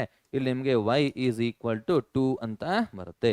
ಯಾವಾಗಾದ್ರೆ y ವ್ಯಾಲ್ಯೂ ನಿಮಗೆ 2 ಅಂತ ಬರುತ್ತೋ ಈ y ನ ತಗೊಂಡು ಹೋಗಿ ಇಲ್ಲಿ ಸಬ್ಸ್ಟಿಟ್ಯೂಟ್ ಮಾಡೋಣ. ಅವಾಗ x plus 2 equals to minus 2, x is equals to minus 4 ಅಂತ ಬರುತ್ತೆ. ಗಾಟ್ ಇಟ್ ಮಾ? Therefore what can you say about you can say ನೋಡಿ ಯಂಗ್ಸ್ ಮಾಡ್ಯುಲಸ್ ಏನು ಬರುತ್ತೆ ನೋಡಿ, ಇಲ್ಲಿ ಈಕ್ವೇಷನ್ 1 ಅಂತ ನಾವು ಅಸ್ಯೂಮ್ ಮಾಡ್ಕೊಂಡಿದ್ದಾಗ we can say that X value is equals to how much minus 4 ಅಲ್ವಾ. x we got it as minus 4, y is equals to 2 and z is equal to z value is 1 ಅಂತ ಹೇಳ್ತಾ ಇದೀವಿ. therefore equation 1 implies ನೋಡಿ ಇಲ್ಲಿ Young's modulus is equals to some constant k into v to the power of x ಅಂತಂದ್ರೆ minus 4 and next one acceleration ಅಲ್ವಾ ಹೇಳ್ತಾ ಇರೋದು ನಿಮಗೆ a to the power of y ಅಂದ್ರೆ 2 a to the power of y ಅಂದ್ರೆ 2, force f to the power of z ಅಂತಂದ್ರೆ ಎಷ್ಟು ಬಂದಿದೆ ನಮಗೆ 1 ಅಂತ ಬಂದಿದೆ. therefore we can say that y is equals to ಏನು ಹೇಳ್ಬೋದು ನೋಡಿ, v power minus 4 a power 2 f to the power of 1 ಅಂತ ನಾವು ಹೇಳ್ಬೋದು. hence go through the option here. v power minus 4 a to the power of 2 f power 1 ಅಂತ ಹೇಳ್ತಾ ಇದೀವಿ. f power 1. hence we can choose ಏನಪ್ಪ ಇಲ್ಲಿ ನಮ್ಗೆ option ಬರೋದು ನಿಮ್ಗೆ ಇಲ್ಲಿ option 4. Is it right or not? Please check ಮಾಡಿಕೊಳ್ಳಿ ಕರೆಕ್ಟಾಗಿ ಬಂದಿದೆ ಇಲ್ಲ ಅಂತ ಅಂದ್ಬಿಟ್ಟು. ನೋಡಿ ಎಕ್ಸ್ ಅನ್ನೋದು ನಿಮಗೆ ಎಷ್ಟು ಬರಬೇಕು ನಿಮ್ಗೆ ಇಲ್ಲಿ? S V power minus 4 A power 2 F power 1. Okay, same answer ಇದೆ ನಮಗೆ. Hence we can choose option A. Option A ಗೊತ್ತಾಗಿದೆ ಅಲ್ವಾ?